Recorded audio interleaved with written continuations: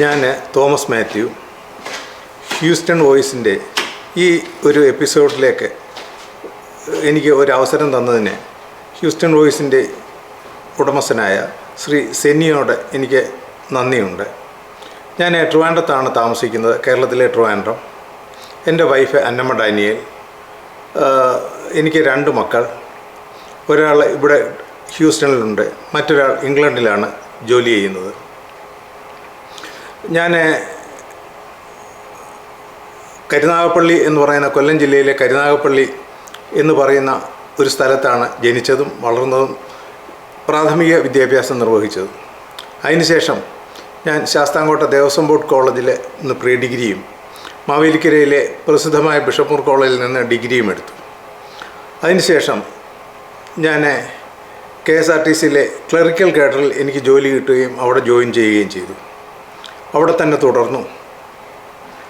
ഞാൻ വിവാഹം കഴിച്ചിരിക്കുന്നത് അന്നമ്മ ഡാനിയൽ എന്ന വനിതയാണ്. അവർ ചങ്ങനാശ്ശേരി SB കോളേജിൽ നിന്നും പോസ്റ്റ് ഗ്രാജുവേഷന് ശേഷം സെക്രട്ടേറിയറ്റിൽ ജോലിക്ക് കയറുകയും അവിടെ നിന്ന് ഒരു അഡീഷണൽ സെക്രട്ടറിയായി വിരമിക്കുകയും ചെയ്തു.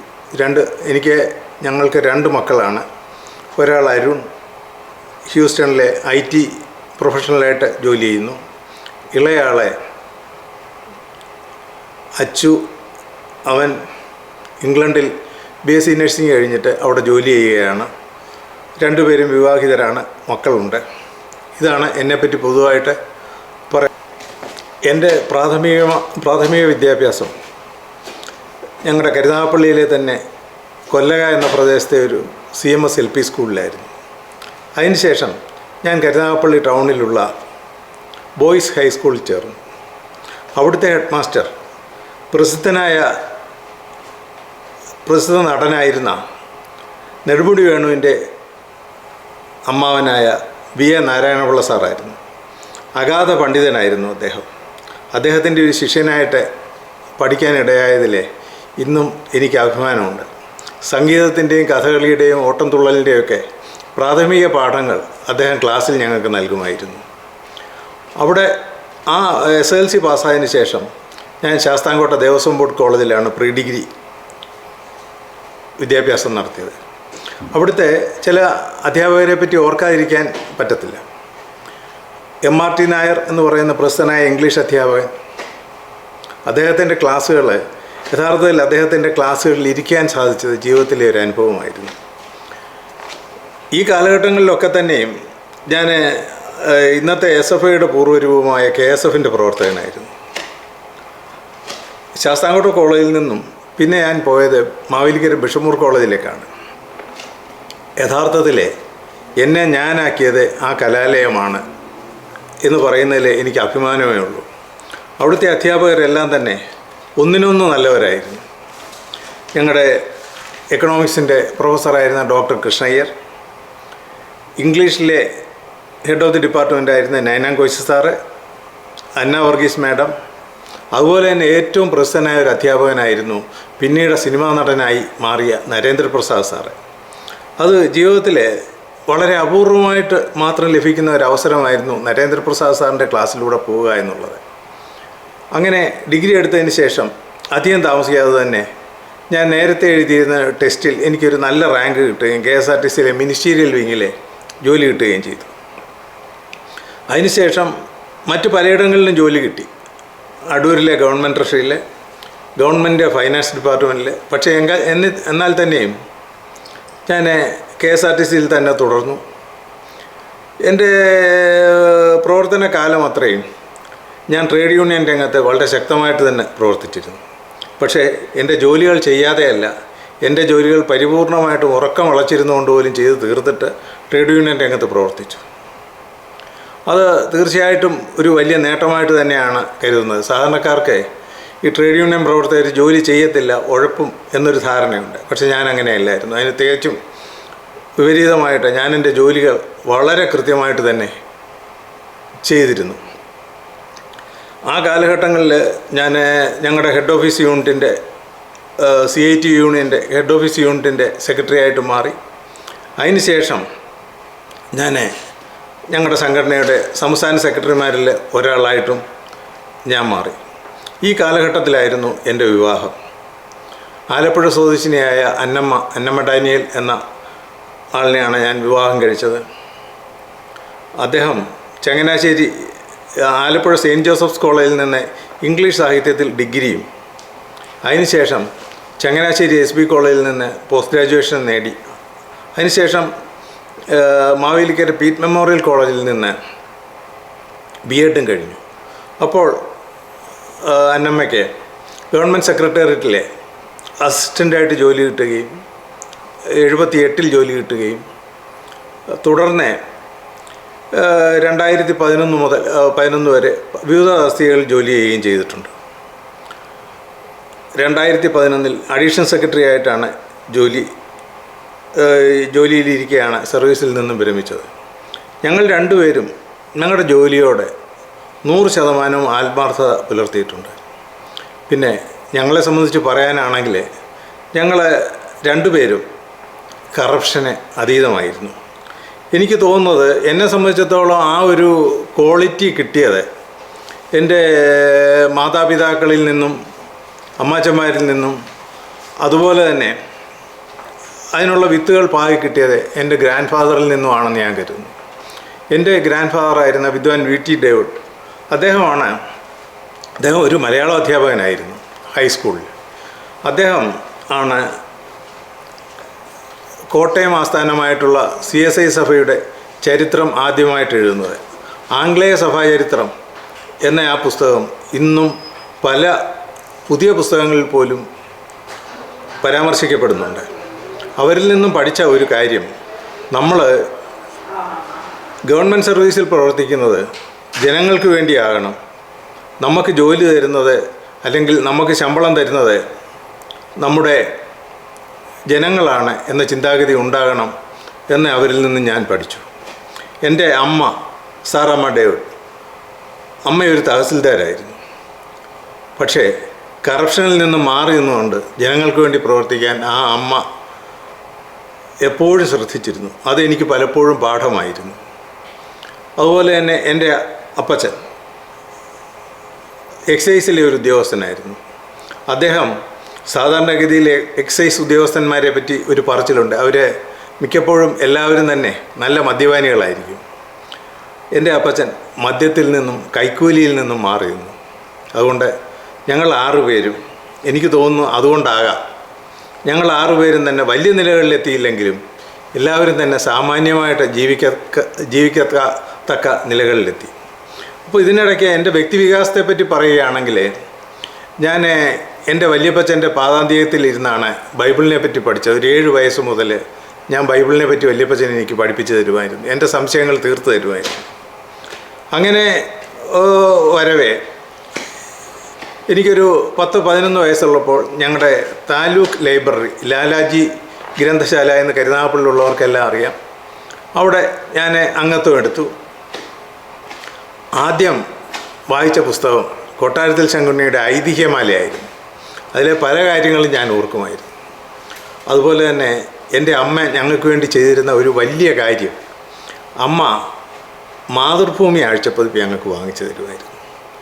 വല്യപ്പച്ചൻ അതിലെ കഥകളും അതുപോലെ തന്നെ കാർട്ടൂണുകളും ഓരോന്നായിട്ട് വിശദീകരിച്ച് ഞങ്ങൾക്ക് തരുമായിരുന്നു. ലൈബ്രറിയിലെ പുസ്തകങ്ങളും കൂടെ ആയിക്കഴിഞ്ഞപ്പോഴത്തേക്ക് കാര്യമായിട്ട് ബുദ്ധിപരമായ വികാസം ഞങ്ങൾക്ക് നേടിയെടുക്കാൻ സാധിച്ചു. അന്ന് മാതൃഭൂമിയിൽ വന്നിരുന്ന ചില നോവലുകളും മറ്റും ഞാൻ ഇപ്പോഴും ഓർക്കുന്നുണ്ട്. പ്രാം സ്റ്റോക്കറിൻ്റെ ഡ്രാക്കുള സീരിയലൈസ് ചെയ്തത് അന്നാണ് ഞാൻ വായിച്ചത്, മാതൃഭൂമിയിലൂടെയാണ് ഞാൻ വായിച്ചത്. അതുപോലെ തന്നെ പോർച്ചുഗീസുകാർ കേരള തീരത്ത് നടത്തിയിട്ടുള്ള അടിമക്കച്ചവടത്തെപ്പറ്റിയും ക്രൂരതകളെപ്പറ്റിയും വിശദീകരിക്കുന്ന ഒരു നോവൽ പഴയകാലത്തുണ്ടായിരുന്നു, തിക്കൊടിയൻ്റെ ചുവന്ന കടൽ. ആ ചുവന്ന കടൽ എന്ന പുസ്തകത്തിലെ പൊക്കൻ എന്ന കഥാപാത്രത്തെ ഞാൻ ഇന്നും ഓർക്കുന്നു. ആ പുസ്തകം ഇന്ന് ഞാൻ വളരെ കാര്യമായിട്ട് തന്നെ എൻ്റെ സ്വന്തം കളക്ഷനിൽ ഞാൻ സൂക്ഷിച്ചു വെക്കുകയും ചെയ്തിട്ടുണ്ട്. അങ്ങനെ വായനയിലൂടെ മുന്നേറിക്കൊണ്ടിരുന്നു. അങ്ങനെ മുന്നേറി വന്നപ്പോൾ പലപ്പോഴായിട്ടും പല പുസ്തകങ്ങളും ശ്രദ്ധയിൽപ്പെട്ടു. റസലിൻ്റെ മാരേജ് ആൻഡ് മോറൽസ് മുതലായ പുസ്തകങ്ങൾ, why I am not a Christian തുടങ്ങിയ പുസ്തകങ്ങളും ആ കൂട്ടത്തിൽ വന്നു. അങ്ങനെ ആ വളർച്ചയുടെയും വികാസത്തിൻ്റെയും ഭാഗമായിട്ട് 15 വയസ്സൊക്കെ ആയപ്പോഴേക്കും ഈ മതവും ദൈവവിശ്വാസവും മനുഷ്യനെ സംബന്ധിച്ചിടത്തോളം ആവശ്യമില്ലാത്ത ഘടകങ്ങളാണെന്ന് എനിക്ക് പരിപൂർണമായിട്ടും ബോധ്യപ്പെട്ടു. ആ ബോധ്യത്തിൻ്റെ അടിസ്ഥാനത്തിൽ ഞാൻ അവയിൽ നിന്നും മാറി നിൽക്കാൻ തീരുമാനിച്ചു. ഇന്നും ഞാൻ എൻ്റെ ജീവിതം ആ രീതിയിൽ തന്നെ മുന്നോട്ട് കൊണ്ടുപോകുന്നു. മനുഷ്യനെ സംബന്ധിച്ചിടത്തോളം ഒരു മനുഷ്യനായിട്ട് ജീവിക്കാൻ ദൈവവിശ്വാസം അല്ലെങ്കിൽ മതവിശ്വാസം ആവശ്യമാണെന്ന് ഞാൻ കരുതുന്നില്ല എന്ന് തന്നെയുമല്ല ജവഹർലാൽ നെഹ്റു ഒരിക്കൽ പറയുകയുണ്ടായി. More bloodshed in the name of God and religion than any other cause എന്നു മാത്രമല്ല, റിലിജിയൻ ഈസ് പോയിസൺ എന്ന് നെഹ്റു പറഞ്ഞു. ഞാനിന്നും അതിൽ വിശ്വസിക്കുന്നു. ഒരു മനുഷ്യനായിട്ട്, ഒരു നല്ലവനായ മനുഷ്യനായിട്ട് ഈ ലോകത്തിന് വേണ്ടി, ബാക്കിയുള്ളവർക്ക് വേണ്ടി കൂടെ, നമുക്ക് മാത്രമല്ല മറ്റുള്ളവർക്ക് വേണ്ടി കൂടെ ജീവിക്കാൻ നമ്മളെ സന്നദ്ധരാക്കാൻ മതത്തിന് കഴിയത്തില്ല എന്ന് മാത്രമല്ല, മതം നമ്മളെ കമ്പാർട്ട്മെൻ്റലൈസ് ചെയ്യുകയും ആദ്യമായിട്ട് കാണുന്ന ഒരാളിനെ പോലും അവൻ ഏത് ജാതിക്കാരനാണെന്ന് ചിന്തിക്കാൻ പ്രേരിപ്പിക്കുകയും ചെയ്യുന്ന ഘടകങ്ങളാണ് ഇവ രണ്ടും എന്ന് ഞാൻ മനസ്സിലാക്കുന്നുണ്ട്. ലോകത്തിലെ ഏറ്റവും കൂടുതൽ വിദ്വേഷവും വെറുപ്പും ജനിപ്പിക്കുകയും ആ രീതിയിൽ പോവുകയും ചെയ്തിട്ടുള്ളത് മതവിശ്വാസമാണെന്നും ഞാൻ മനസ്സിലാക്കുന്നു. അമേരിക്കയുടെ ചരിത്രവും അതിൽ നിന്നും വിഭിന്നമല്ല. ഇവിടെ 13 കോളനികൾ തുടങ്ങിയപ്പോൾ 8 കോളനികളും വിവിധ വിഭാഗങ്ങളുടെ കൈകളിലായിരുന്നു, മതവിഭാഗങ്ങളുടെ. ആ സ്വന്തം മതവിശ്വാസത്തിൽ വിശ്വസിക്കാത്തവരെ പല രീതിയിൽ ഉപദ്രവിക്കുന്ന പ്രവണതകളുണ്ടെന്ന് അമേരിക്കൻ ചരിത്രം സൂക്ഷ്മമായി പരിശോധിച്ചാൽ നമുക്ക് മനസ്സിലാക്കാൻ സാധിക്കുകയും ചെയ്യും. അതാണ് എനിക്കതിനെപ്പറ്റി പറയാനുള്ളത്. ഞാൻ അങ്ങനെ KSRTCയിൽ എൻ്റെ ജോലി തുടർന്നു വന്നു. പക്ഷേ എനിക്കൊരു 44 വയസ്സായപ്പോഴത്തേക്കും ഞാനൊരു ഹൃദ്രോഗിയായിട്ട് മാറി. ആൻജിയോപ്ലാസ്റ്റി പലപ്പോഴും വേണ്ടി വന്നു. അപ്പോൾ ആ രംഗത്ത് വെച്ച് ഞാൻ എൻ്റെ ട്രേഡ് യൂണിയൻ പ്രവർത്തനങ്ങളിൽ നിന്ന് ഏതാണ്ട് പൂർണ്ണമായിട്ട് തന്നെ വിട്ടു നിൽക്കേണ്ടി വന്നു. ഇന്ന് 1955 വയസ്സായി കഴിഞ്ഞിട്ട് 2005 ഞാൻ സർവീസിൽ നിന്നും വിരമിക്കുന്നത് KSRTCയിലെ ഒരു അഡ്മിനിസ്ട്രേറ്റീവ് ഓഫീസറായിട്ടാണ്. ഞാൻ എൻ്റെ സർവീസിൻ്റെ ബഹുഭൂരിപക്ഷം സമയവും ഞാൻ ജോലി ചെയ്തിരുന്നത് ഹെഡ് ഓഫീസിലായിരുന്നു. ആ റിട്ടയർ ചെയ്യുന്ന കാലഘട്ടത്തിൽ എനിക്ക് കൈമുതലായിട്ടുണ്ടായിരുന്നത് ഞാൻ എന്നെ ഏൽപ്പിച്ച ജോലി, എനിക്ക് എൻ്റെ സ്ഥാപനം തന്ന ജോലി എൻ്റെ കഴിവിനോ അപ്പുറമായിട്ട് ചെയ്തെന്നും എൻ്റെ കഴിവുകളും എൻ്റെ എല്ലാ ശ്രമങ്ങളും ആ സ്ഥാപനത്തിൻ്റെ നന്മയ്ക്കായിട്ടാണെന്നും എനിക്ക് പരിപൂർണമായ ബോധ്യമുണ്ട്. അതിലെനിക്ക് വളരെയധികം സന്തോഷവുമുണ്ട്. ഇന്ന് ഞാൻ തിരുവനന്തപുരത്ത് കാഞ്ഞിരമ്പാറ എന്ന സ്ഥലത്ത് വീട്ടിൽ ഞങ്ങൾ 2 പേരും കഴിയുന്നു. മക്കൾ 2 പേരും ഒക്കെ വിദേശങ്ങളിലാണ്. ഞങ്ങൾ 2 പേരും സ്വസ്ഥമായിട്ട് സുഖമായിട്ടും പുസ്തകങ്ങളും വായനയും പുരോഗമന കലാസാഹിത്യ സംഘത്തിൻ്റെ പ്രവർത്തനങ്ങളും അത്യാവശ്യത്തിന് പാർട്ടിക്ക് വേണ്ടിയുള്ള പ്രവർത്തനങ്ങളുമായിട്ട് ഞാനും കഴിയുന്നു. അതാണ് എനിക്ക് എന്നെപ്പറ്റി പറയാനുള്ളത്.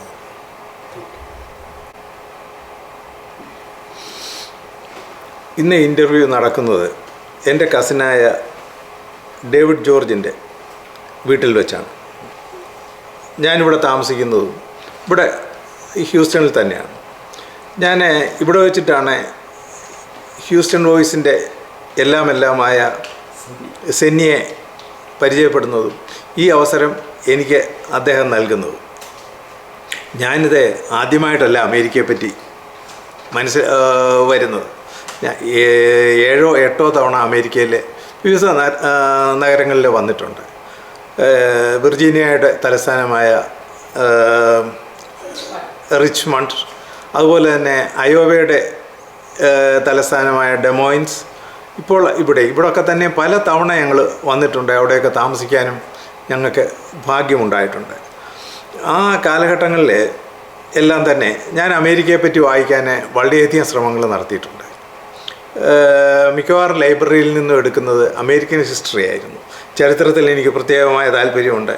ആ ചരിത്രങ്ങൾ ഉൾക്കൊള്ളാനും അതിൽ നിന്ന് പാഠങ്ങൾ ഉൾക്കൊള്ളാനും എനിക്ക് കഴിഞ്ഞിട്ടുണ്ട്. ഞാൻ ഇവിടെ വന്നു കഴിഞ്ഞിട്ട് അതിനു മുമ്പായിട്ടൊരു കാര്യം പറയാം. ഞാൻ അമേരിക്കയെപ്പറ്റി നന്നായി തന്നെ എൻ്റെ യങ്ങായിരുന്ന കാലഘട്ടങ്ങളിൽ ഞാൻ വായിച്ചിട്ടുണ്ട്. എന്നെ ഏറ്റവും കൂടുതൽ ആ കാലഘട്ടങ്ങളിൽ സ്വാധീനിച്ചതായൊരു പുസ്തകം എന്ന് പറയുന്നത് റൂട്ട്സ് എന്ന് പറയുന്ന ഒരു പുസ്തകമാണ്. അത് 1976 കാലഘട്ടങ്ങളിലാണ് അത് കേരളത്തിൽ അവൈലബിൾ ആയത് എന്ന് ഞാൻ ഓർക്കുന്നു. ആ കാലഘട്ടങ്ങളിൽ അതിന് 500 രൂപയായിരുന്നു വില. 500 രൂപ എന്ന് പറഞ്ഞാൽ എൻ്റെ ഒരു മാസത്തെ ശമ്പളത്തെക്കാളും കൂടുതലായിരുന്നു. അമ്മയോട് കടവും കൂടെ വാങ്ങിച്ചാണ് ആ പുസ്തകം വാങ്ങിച്ചത്. ഇന്നും ആ പുസ്തകം എൻ്റെ കയ്യിലുണ്ട്. അതായത് അമേരിക്കയിലെ ഇന്നുള്ള ആഫ്രിക്കൻ അമേരിക്കൻസ് എങ്ങനെ വന്നു, അവർ വരാനിടയായ സാഹചര്യങ്ങളിൽ എന്താണ് എന്നൊക്കെ വളരെ വിശദമായി അവർക്ക് അനുഭവിക്കേണ്ടി വന്ന ദുരിതങ്ങൾ എന്തൊക്കെയാണ് എന്ന് പറയുന്ന ഒരു പുസ്തകമാണിത്. ആഫ്രിക്കയുടെ പടിഞ്ഞാറേ തീരത്തെ ജഫ്യൂറി എന്ന് പറയുന്ന ഒരു ഗ്രാമത്തിൽ സഹോദരനെ ഒരു ട്രം ഉണ്ടാക്കാൻ വേണ്ടി ഒരു മരം വെട്ടിക്കൊണ്ടിരുന്ന കുൻഡാക്കിൻ്റെ എന്ന് പറയുന്ന ഒരാളിനെ അടിമക്കച്ചവടക്കാർ വേട്ടയാടി പിടിക്കുന്നതും അവരെ ഒരു കപ്പലിലേക്ക് കൊണ്ടുപോകുന്നതും ഇവിടെ എത്തുന്നവരെയുള്ള നരകയാതനകളും അതിൽ വളരെ വിശദമായിട്ട് വർണ്ണിക്കുന്നുണ്ട്. അവിടുന്ന് അടിമക്കച്ചവടക്കാരെ കൊണ്ടുവന്നിട്ട് ചന്തയിൽ വെച്ച് ലേലം ചെയ്തിട്ട് അങ്ങനെ അനന്തര തലമുറകളിലേക്ക് വരുന്നു. അങ്ങനെ വന്ന തലമുറയിലെ ഒരു അംഗമാണ് അലക്സ് ഹെയ്ലി. എന്നെ വളരെയധികം ചിന്തിപ്പിച്ച ഒരു പുസ്തകമായിരുന്നു അത്. എന്തിനു വേണ്ടിയാണ് ഇത് ചെയ്തത്? ഞാൻ മനസ്സിലാക്കുന്നത് ഈ അടിമക്കച്ചവടത്തിന് മാർപ്പാപ്പ ഉൾപ്പെടെയുള്ളവരുടെ കൺസെൻറ്റ് ഉണ്ടായിരുന്നു എന്നാണ് ഞാൻ മനസ്സിലാക്കുന്നത്. സ്പെയിൻകാരും പോർച്ചുഗലുകാരും മൂറുകളുമായിരുന്നു അടിമക്കച്ചവടത്തിൻ്റെ പുറകിൽ. ഇതിനെപ്പറ്റി മനസ്സിലാക്കി കഴിഞ്ഞപ്പോൾ വീണ്ടും ഞാൻ മനസ്സിലാക്കി നമ്മുടെ കേരളത്തിലും അടിമക്കച്ചവടം നിലനിന്നിരുന്നു. അഞ്ചുതെങ്ങ്, ചങ്ങനാശ്ശേരി, മല്ലപ്പള്ളി എന്നിവയായിരുന്നു കേരളത്തിലെ അടിമക്കച്ചവടത്തിൻ്റെ കേന്ദ്രങ്ങൾ. അതിനെപ്പറ്റി ഒരു പുസ്തകം കഴിഞ്ഞ കുറേ വർഷങ്ങൾക്ക് മുമ്പ് വന്നത് ഞാൻ ഓർക്കുന്നു. ഇരമ്യാവിൻ്റെ സുവിശേഷം എന്നാണ് പുസ്തകത്തിൻ്റെ പേര്. AV അനിൽകുമാർ EMSൻ്റെ ആത്മകഥ എഴുതിയ ആളാണ്, ജീവചരിത്രം എഴുതിയ ആളാണ് AV അനിൽകുമാർ. ആ ഇരമ്യാവ് അനുഭവിക്കേണ്ടി വന്ന അടിമ എന്നുള്ള നിലയിൽ അദ്ദേഹത്തിന് അനുഭവിക്കേണ്ടി വന്ന ദുഃഖങ്ങളും ദുരിതങ്ങളെപ്പറ്റി അതിനകത്ത് പറയുന്നുണ്ട്. 3 കുട്ടികളും ഒരു അപ്പനും അമ്മയും അടങ്ങുന്ന ഒരു ഹരിജന കുടുംബത്തെ കൊണ്ടുവന്ന് ചന്തയിൽ ലേലത്തിന് വെച്ചു. ആ അപ്പൻ അടുത്തെവിടെയോ പോയി യാചിച്ച് 3 ഉരുള ചോറ് വാങ്ങിച്ച് ആ 3 മക്കൾക്കും കൊടുത്തു. അതിനുശേഷം അച്ഛനെ വടക്കോട്ടുള്ള ആരോ ലേലത്തിൽ പിടിച്ചുകൊണ്ട് പോയി. ആ അമ്മയെ തെക്കോട്ടുള്ള ആരോ കൊണ്ടുപോയി.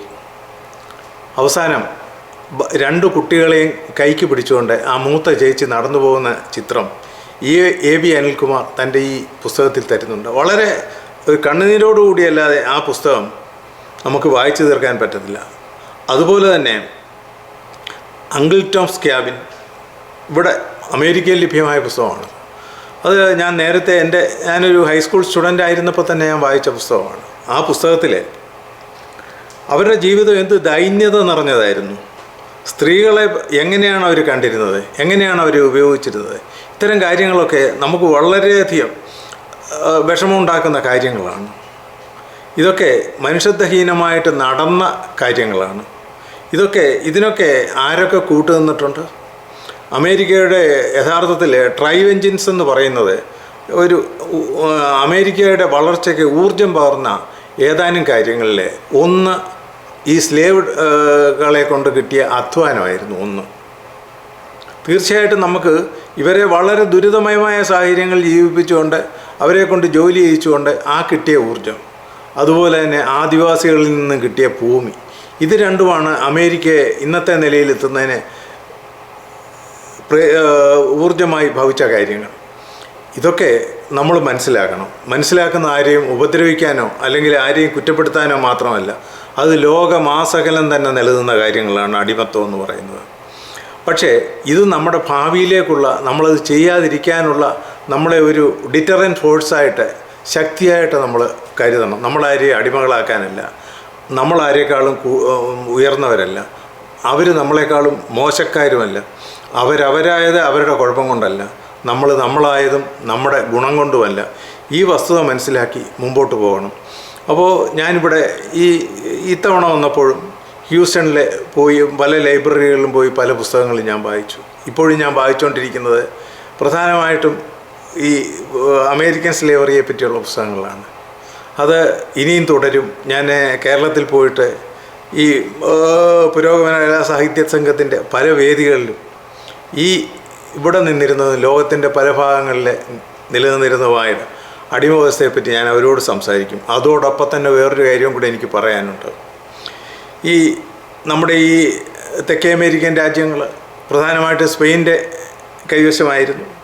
ആ കൈവശം അവരത് ജനങ്ങളെ കൊള്ളയടിക്കുകയും ഊറ്റുകയും ചെയ്തു. പോർച്ചുഗീസുകാരും തഥൈവ അവരും അത് ചെയ്തു.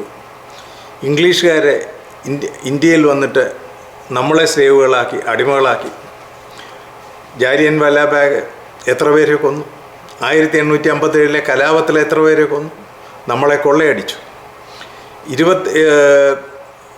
ലോകത്തിൻ്റെ മൊത്തം GDPയിൽ ബ്രിട്ടീഷുകാർ വരുന്നതിന് മുമ്പേ ഇന്ത്യക്കാരുടെ പങ്ക് 27.5 ബ്രിട്ടീഷുകാർ പോകുമ്പോൾ അത് 3.5 ചുരുങ്ങി. ഇന്ന് ബ്രിട്ടൻ എവിടെ നിൽക്കുന്നു? നമ്മളെ അടിമകളാക്കാൻ ശ്രമിച്ച പോർച്ചുഗീസുകാരെവിടെ നിൽക്കുന്നു? സ്പെയിൻകാരെവിടെ നിൽക്കുന്നു എന്ന് നമ്മൾ മനസ്സിലാക്കണം.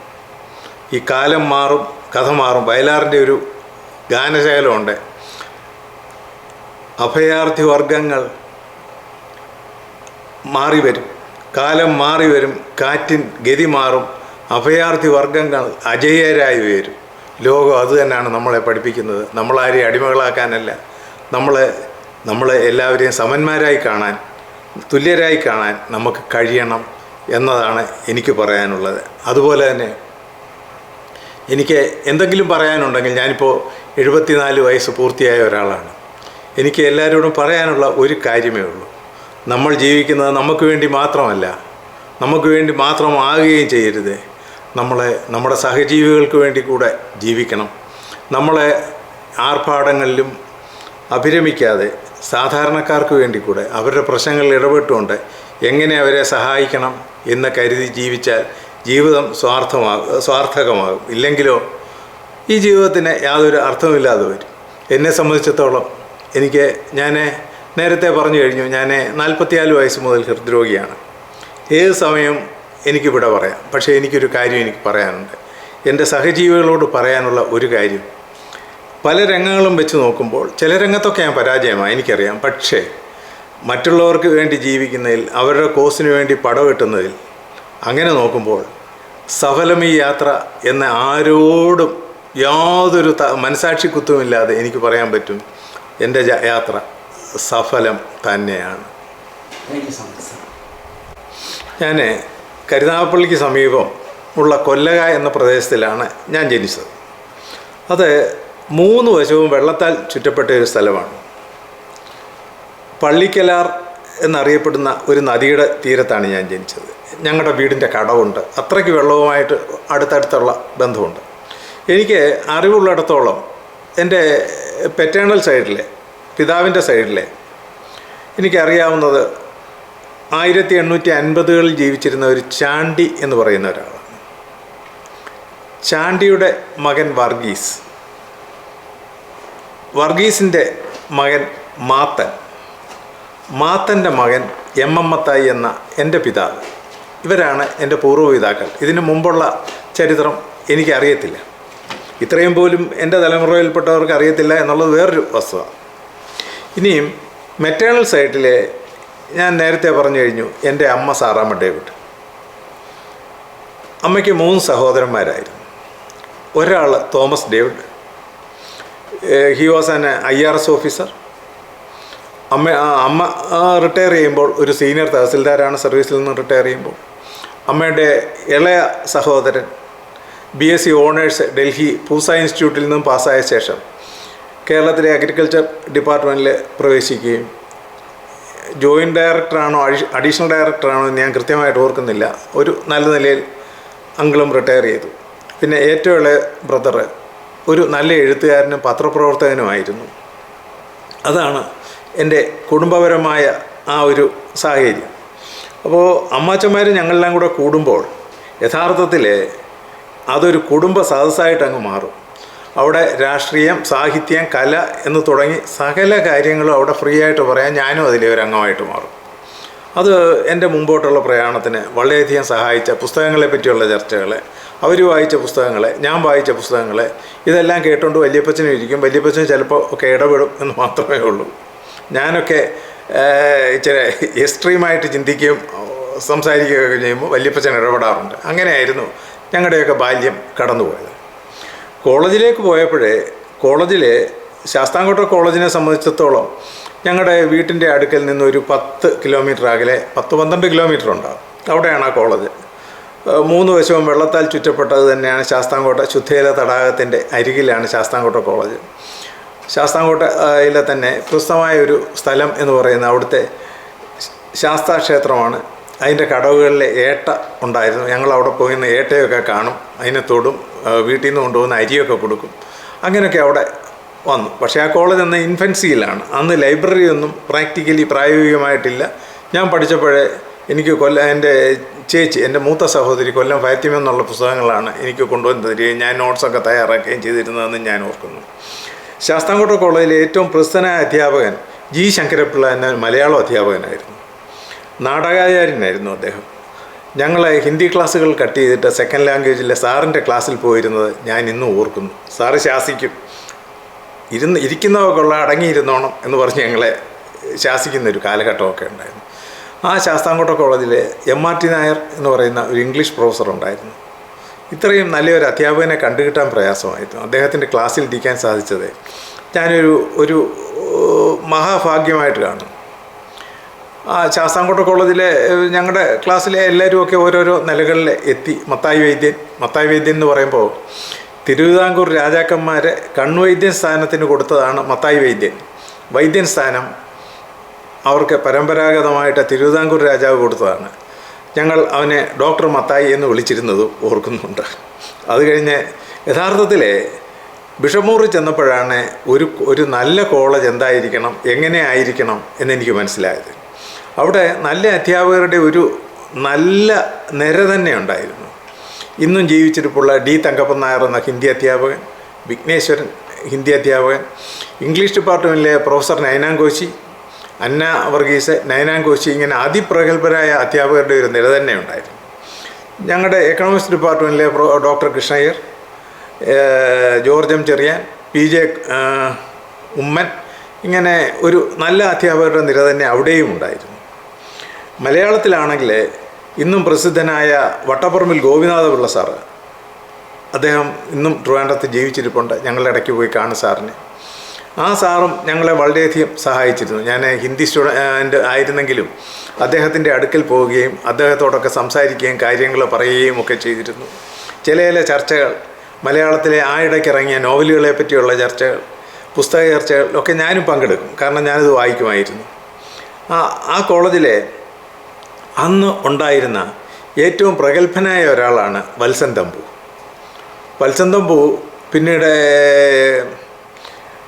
ഡൽഹിയിലെ സെയിൻറ്റ് സ്റ്റീഫൻസ് കോളേജിൻ്റെ പ്രിൻസിപ്പലായിട്ട് ഉയർന്നു. അദ്ദേഹം ഒരു വൈദികനായി. അതിനുശേഷം ട്രിവാൻഡ്രത്ത് ഇപ്പോഴുണ്ട്. പലപ്പോഴും ആനുകാലിക പ്രശ്നങ്ങളിലെ അദ്ദേഹത്തിൻ്റെ അഭിപ്രായങ്ങൾ അദ്ദേഹം രേഖപ്പെടുത്തുകയും പലപ്പോഴും പ്രസിദ്ധപ്പെടുത്തുകയും ചെയ്യാറുണ്ട്. ഞാൻ അദ്ദേഹത്തിൻ്റെ പുസ്തകങ്ങളും വായിക്കാറുണ്ട്. അദ്ദേഹം ഒരു തികഞ്ഞ ബുദ്ധിജീവിയാണ്. പക്ഷേ ഞാൻ വത്സൻ തമ്പുവിനോട് തന്നെ പറഞ്ഞിട്ടുള്ളൊരു കാര്യമുണ്ട്. വത്സൻ തമ്പുവിൻ്റെ കഴിവുകൾ, അനന്തമായ കഴിവുകൾ, ഇത്രയും കഴിവുള്ള ഒരു വ്യക്തി എൻ്റെ ജീവിതത്തിൽ ഞാൻ കണ്ടിട്ടില്ല. അദ്ദേഹത്തിൻ്റെ ആ കഴിവുകൾ വെച്ച് നോക്കുമ്പോൾ അദ്ദേഹത്തിന് കിട്ടേണ്ടിയിരുന്ന അല്ലെങ്കിൽ അദ്ദേഹത്തിന് ലോകത്തിന് കൊടുക്കാമായിരുന്ന സംഭാവനകൾ കൊടുക്കാൻ സാധിച്ചോ എന്ന് ചോദിച്ചാൽ എനിക്ക് തോന്നുന്നത് ഇല്ല എന്നുള്ള മറുപടി തന്നെയാണ്. പിന്നെ അന്നത്തെ ഞങ്ങളുടെ ഒരു സഹപാഠിയായിരുന്നു മാവേലിക്കര MLA ആയി തീർന്ന എം മുരളി ഞാനുമൊക്കെ രാഷ്ട്രീയമായിട്ട് രണ്ട് ചേരികളിൽ നിന്ന് പോരടിച്ചിട്ടുള്ളവരാണ്. പക്ഷേ മുരളി അന്നും ഇന്നും എൻ്റെ ഒരു ഉത്തമ സുഹൃത്താണ്.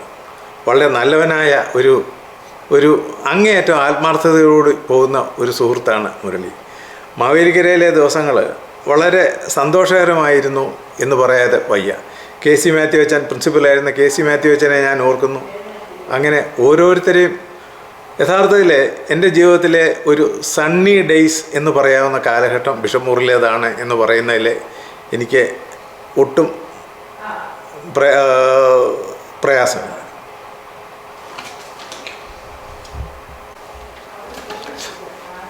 ഞാൻ നേരത്തെ പറഞ്ഞു കഴിഞ്ഞു, ഞാൻ 2 സർക്കാർ ജീവനക്കാരുടെ മകനായിട്ടാണ് ജനിച്ചത് എന്ന് ഞാൻ പറഞ്ഞു കഴിഞ്ഞു. പക്ഷേ ഞാനൊരു കർഷക കുടുംബത്തിലാണ് ജനിച്ചത്. ഞങ്ങൾക്ക് കൃഷിഭൂമികളും നിലവും പുരയിടങ്ങളും ഒക്കെ ഉണ്ടായിരുന്നു. ആ കൃഷികളിൽ നമ്മുടെ ജോലിക്കാർ വന്ന് ജോലി ചെയ്യുമ്പോൾ അവരുടെ കൂട്ടത്തിൽ പോകണം. അവരുടെ കൂട്ടത്തിൽ പോയാൽ മാത്രം പോരാ, അപ്പച്ചനെ ജോലി സ്ഥലത്ത് നിന്ന് വന്ന് ഇവിടെ ഉണ്ടെങ്കിൽ അവരോടൊപ്പം തന്നെ അവരുടെ ജോലി തീരുന്നവരെ ഞാനും ഉണ്ടായിരിക്കണം. ഉണ്ടായിരുന്നാൽ മാത്രം പോരാ, അവരിൽ ഒരാളായിട്ട് നിന്ന് കിളയ്ക്കുകയും കൊത്തുകയും ഒക്കെ വേണം. അങ്ങനെയായിരുന്നു ഞങ്ങളുടെ യുവത്വമെല്ലാം പോയിക്കൊണ്ടിരുന്നത്. അന്ന് എല്ലാ വീടുകളിലും അങ്ങനെ തന്നെയായിരുന്നു. ഈ കുറച്ച് ഒരു 4 കിലോമീറ്റർ അപ്പുറമുള്ള സ്ഥലത്തു നിന്ന് ഈ നെല്ലുമൊക്കെ കൊണ്ടുവരുമ്പോൾ ആ വള്ളം ഊന്നിക്കൊണ്ട് വരണം. ഊന്നിയാലേ പറ്റൂ. കാറ്റൊക്കെ ഉള്ളപ്പം ആ വള്ളം വേറൊരാളിൻ്റെ കയ്യിൽ ഏൽപ്പിക്കാൻ അപ്പച്ചൻ സമ്മതിക്കത്തില്ല. നമ്മൾ തന്നെ ഊന്നണം. ആ 4 കിലോമീറ്റർ ഊന്നിക്കൊണ്ട് വരണം. കൊണ്ടുവന്നിട്ട് അടുത്ത് വീണ്ടും ഇത് ഇറക്കി കഴിയുമ്പോഴത്തേക്കോ അല്ലെങ്കിൽ അടുത്ത വള്ളം എടുത്ത് പോകണം. പല വള്ളങ്ങളുണ്ട്. ആ വള്ളങ്ങൾ ഈ കൃഷി ആവശ്യമൊക്കെ കഴിയുമ്പോഴത്തേക്ക് ഇത് കൂലിക്ക് പോകും. ആലപ്പുഴ, എറണാകുളം ഭാഗങ്ങളിലേക്കൊക്കെ പോകുന്ന വള്ളം. അങ്ങനെ വള്ളങ്ങളുമായിട്ട് നല്ല ഒരു ബന്ധം ഉണ്ടായിത്തീർന്നു. വള്ളമെന്ന് പറഞ്ഞാൽ അതൊരു പാഷനായി തീർന്ന കാലങ്ങളാണ്. ഒരു വികാരം തന്നെ അന്നും ഇന്നും. ഇന്ന് ഞാനിത് പറയുന്ന ദിവസം ഈ 2024 വള്ളംകളി സീസൺ അവസാനിക്കുകയാണ്. കൊല്ലം പ്രസിഡൻസ് ട്രോഫിയോടുകൂടി തീരുകയാണ്. ഇന്ന് ഞാൻ വെളുപ്പിന് 4 മണിക്ക് എഴുന്നേറ്റിരുന്നത് ഇന്ന് അവസാനത്തെ കളിയും ഞാൻ കണ്ടു. അത്ര ആവേശത്തോടുകൂടി ഞാൻ വള്ളം തുഴയാൻ പോകുമായിരുന്നു. ഞങ്ങളുടെ ക്ലബിന് വേണ്ടി തുഴയുമായിരുന്നു. എല്ലാ വള്ളംകളികളിലും തുഴയാനുള്ള അവസരം കിട്ടിയിരുന്നു. അന്ന് എനിക്ക് അതിനൊക്കെതായ ആരോഗ്യവും ഉണ്ടായിരുന്നു. പിന്നെ അതിനെപ്പറ്റി പറയുമ്പോൾ പറയാനുള്ളത്, ഓണമാകുമ്പോൾ വള്ളക്കാർ നമ്മുടെ വീട്ടിലേക്ക് ചില കാഴ്ചകളുമൊക്കെ ആയിട്ടെത്തും. അതായത് അതിലെല്ലാം കാണും. അരി, ഉള്ളി, ഇവർ ഈ വള്ളത്തിൽ എന്തെല്ലാം കൊണ്ടുപോകുമോ ആ സാധനങ്ങളെല്ലാം തന്നെ ഇവർ സംഘടിപ്പിച്ച് നമുക്ക് കൊണ്ടുവന്ന് തരും. അരി, മണ്ണെണ്ണ, അന്ന് കറണ്ടില്ലല്ലോ. അരി, മണ്ണെണ്ണ ഇതെല്ലാം നമുക്ക് കൊണ്ടുവന്ന് തരും. വളവരെയൊക്കെ ഇട്ട് പോകുന്ന വള്ളങ്ങൾ. ആ കാലഘട്ടങ്ങളും ഇന്നും അതിൻ്റെ ഒരു ബാക്കി പത്രം തന്നെയാണ്. ഞാൻ കൃഷി ചെയ്യുന്നിടത്ത് ഈ കിളയ്ക്കാനും ഒക്കെ പോയി നിന്നതും കിളച്ചതും പിന്നെ മീൻ പിടിക്കാൻ പോകുന്നതും കായലിലെ സുഹൃത്തുക്കളൊത്ത് മീൻ പിടിക്കാൻ പോകുന്നതും ഒക്കെ ആയ കാലഘട്ടങ്ങളെ ഞങ്ങൾ ഓർക്കുന്നു. ഞങ്ങളുടെ പള്ളിക്കലാറിൻ്റെ അക്കരെ ഇക്കരെ നീന്തുക, ഉല്ലസിച്ച് നടക്കുക, ഇതൊക്കെയായിരുന്നു ഞങ്ങളുടെ ഏറ്റവും വലിയ തമാശകളും രസങ്ങളും ഒക്കെ. Thank you. ഞങ്ങൾ എനിക്ക് 5 സഹോദരങ്ങളുണ്ട്. ഞങ്ങൾ 6 പേര്. അതിൽ മൂത്തത് ചേച്ചിയാണ്. ചേച്ചി KSEBയിലെ ഒരു ഓഫീസറായിരുന്നു. ചെങ്ങന്നൂരിലാണ് കല്യാണം കഴിച്ചിരിക്കുന്നത്. ചെങ്ങന്നൂരിലാണ് താമസം. ചേച്ചിയുടെ മൂത്ത മകനെ IIM അഹമ്മദാബാദിൽ നിന്നും MBA പാസ്സായ ശേഷം ഏത് കമ്പനിയിൽ ആണെന്ന് എനിക്കിപ്പോൾ കൃത്യമായിട്ട് പറയാൻ സാധിക്കത്തില്ല. വളരെ സീനിയറായിട്ടുള്ള ഒരു എക്സിക്യൂട്ടീവ് ലെവലിൽ അദ്ദേഹം ജോലി ചെയ്യുന്നു. രണ്ടാമത്തെ ആൾ ഒരു CSI, കോട്ടയം ആസ്ഥാനമായിട്ടുള്ള CSIയുടെ ഒരു വൈദികനാണ്. എൻ്റെ 2 മക്കൾ ഞാൻ നേരത്തെ പറഞ്ഞു കഴിഞ്ഞു. മൂത്തയാളെ ഹ്യൂസ്റ്റണിലെ തന്നെ ഒരു IT പ്രൊഫഷണലാണ്, BTech കഴിഞ്ഞിട്ട്. ഇളയ മകൻ അദ്ദേഹം ഇംഗ്ലണ്ടിലെ നമ്മുടെ നാട്ടിലെ BSc നഴ്സിംഗ് കഴിഞ്ഞിട്ട് UK BSc നഴ്സായിട്ട് ജോലി ചെയ്യുന്നു. മൂത്ത മകൻ്റെ 2 പേരും വിവാഹിതരാണ്. മൂത്ത മകൻ ഒരു കുട്ടി, ഭാര്യ ഹൗസ് വൈഫാണ്. ഇളയ മകൻ്റെ വൈഫ് എറണാകുളത്താണ്. എറണാകുളത്ത് SBIയിലെ ഒരു ഡെപ്യൂട്ടി മാനേജറായിട്ട് ജോലി ചെയ്യുന്നു. അവർക്ക് 2 കുട്ടികൾ. ഇതാണ് എന്നെ സംബന്ധിച്ച് പറയാനുള്ളത്. എൻ്റെ ഒരു ഇളയ പെങ്ങൾ ഹൈസ്കൂൾ അധ്യാപികയായിരുന്നു. ഒരു മകനെ അദ്ദേഹം ഗൾഫിലാണ് ജോലി ചെയ്യുന്നത്. അനുജന് 3 മക്കൾ, അവരും ഓരോരോ ജോലികളിൽ ഏർപ്പെട്ട് കഴിയുന്നു. വേറെ ഒരു പെങ്ങൾ ഈ സിവിൽ സപ്ലൈസ് ഡിപ്പാർട്ട്മെൻറ്റിലായിരുന്നു. ഡെപ്യൂട്ടി കൺട്രോളർ ഓഫ് റേഷനിങ് എന്ന തസ്തികയിൽ നിന്നും അവളും വിരമിച്ചു. അടുത്ത ഒരാൾ ഒരു +2 സ്കൂളിൻ്റെ പ്രിൻസിപ്പലായിട്ട് റിട്ടയർ ചെയ്തിട്ട് വീട്ടിൽ കഴിയുന്നു. ഇങ്ങനെ എല്ലാവരും സാമാന്യമായിട്ട് ജീവിക്കത്തക്ക നിലകളിൽ, വലിയ നിലകളിലൊന്നും അല്ലെങ്കിലും സാമാന്യമായിട്ട് ജീവിക്കത്തക്ക നിലകളിൽ ഞങ്ങളെത്തി. എനിക്ക് തോന്നുന്നത് ഞങ്ങൾ 6 പേരും ഒരുമാതിരി ഈ നിലകളിലെത്തിയത് ഞങ്ങളുടെ പേരൻസ് കൈക്കൂലിക്കും അഴിമതിക്കും അതീതമായിട്ട് നിന്നുകൊണ്ട് ജോലി ചെയ്തു എന്നുള്ളത് കൊണ്ടാണെന്ന് ഞാൻ ആത്മാർത്ഥമായിട്ട് വിശ്വസിക്കുന്ന ഒരാളാണ്.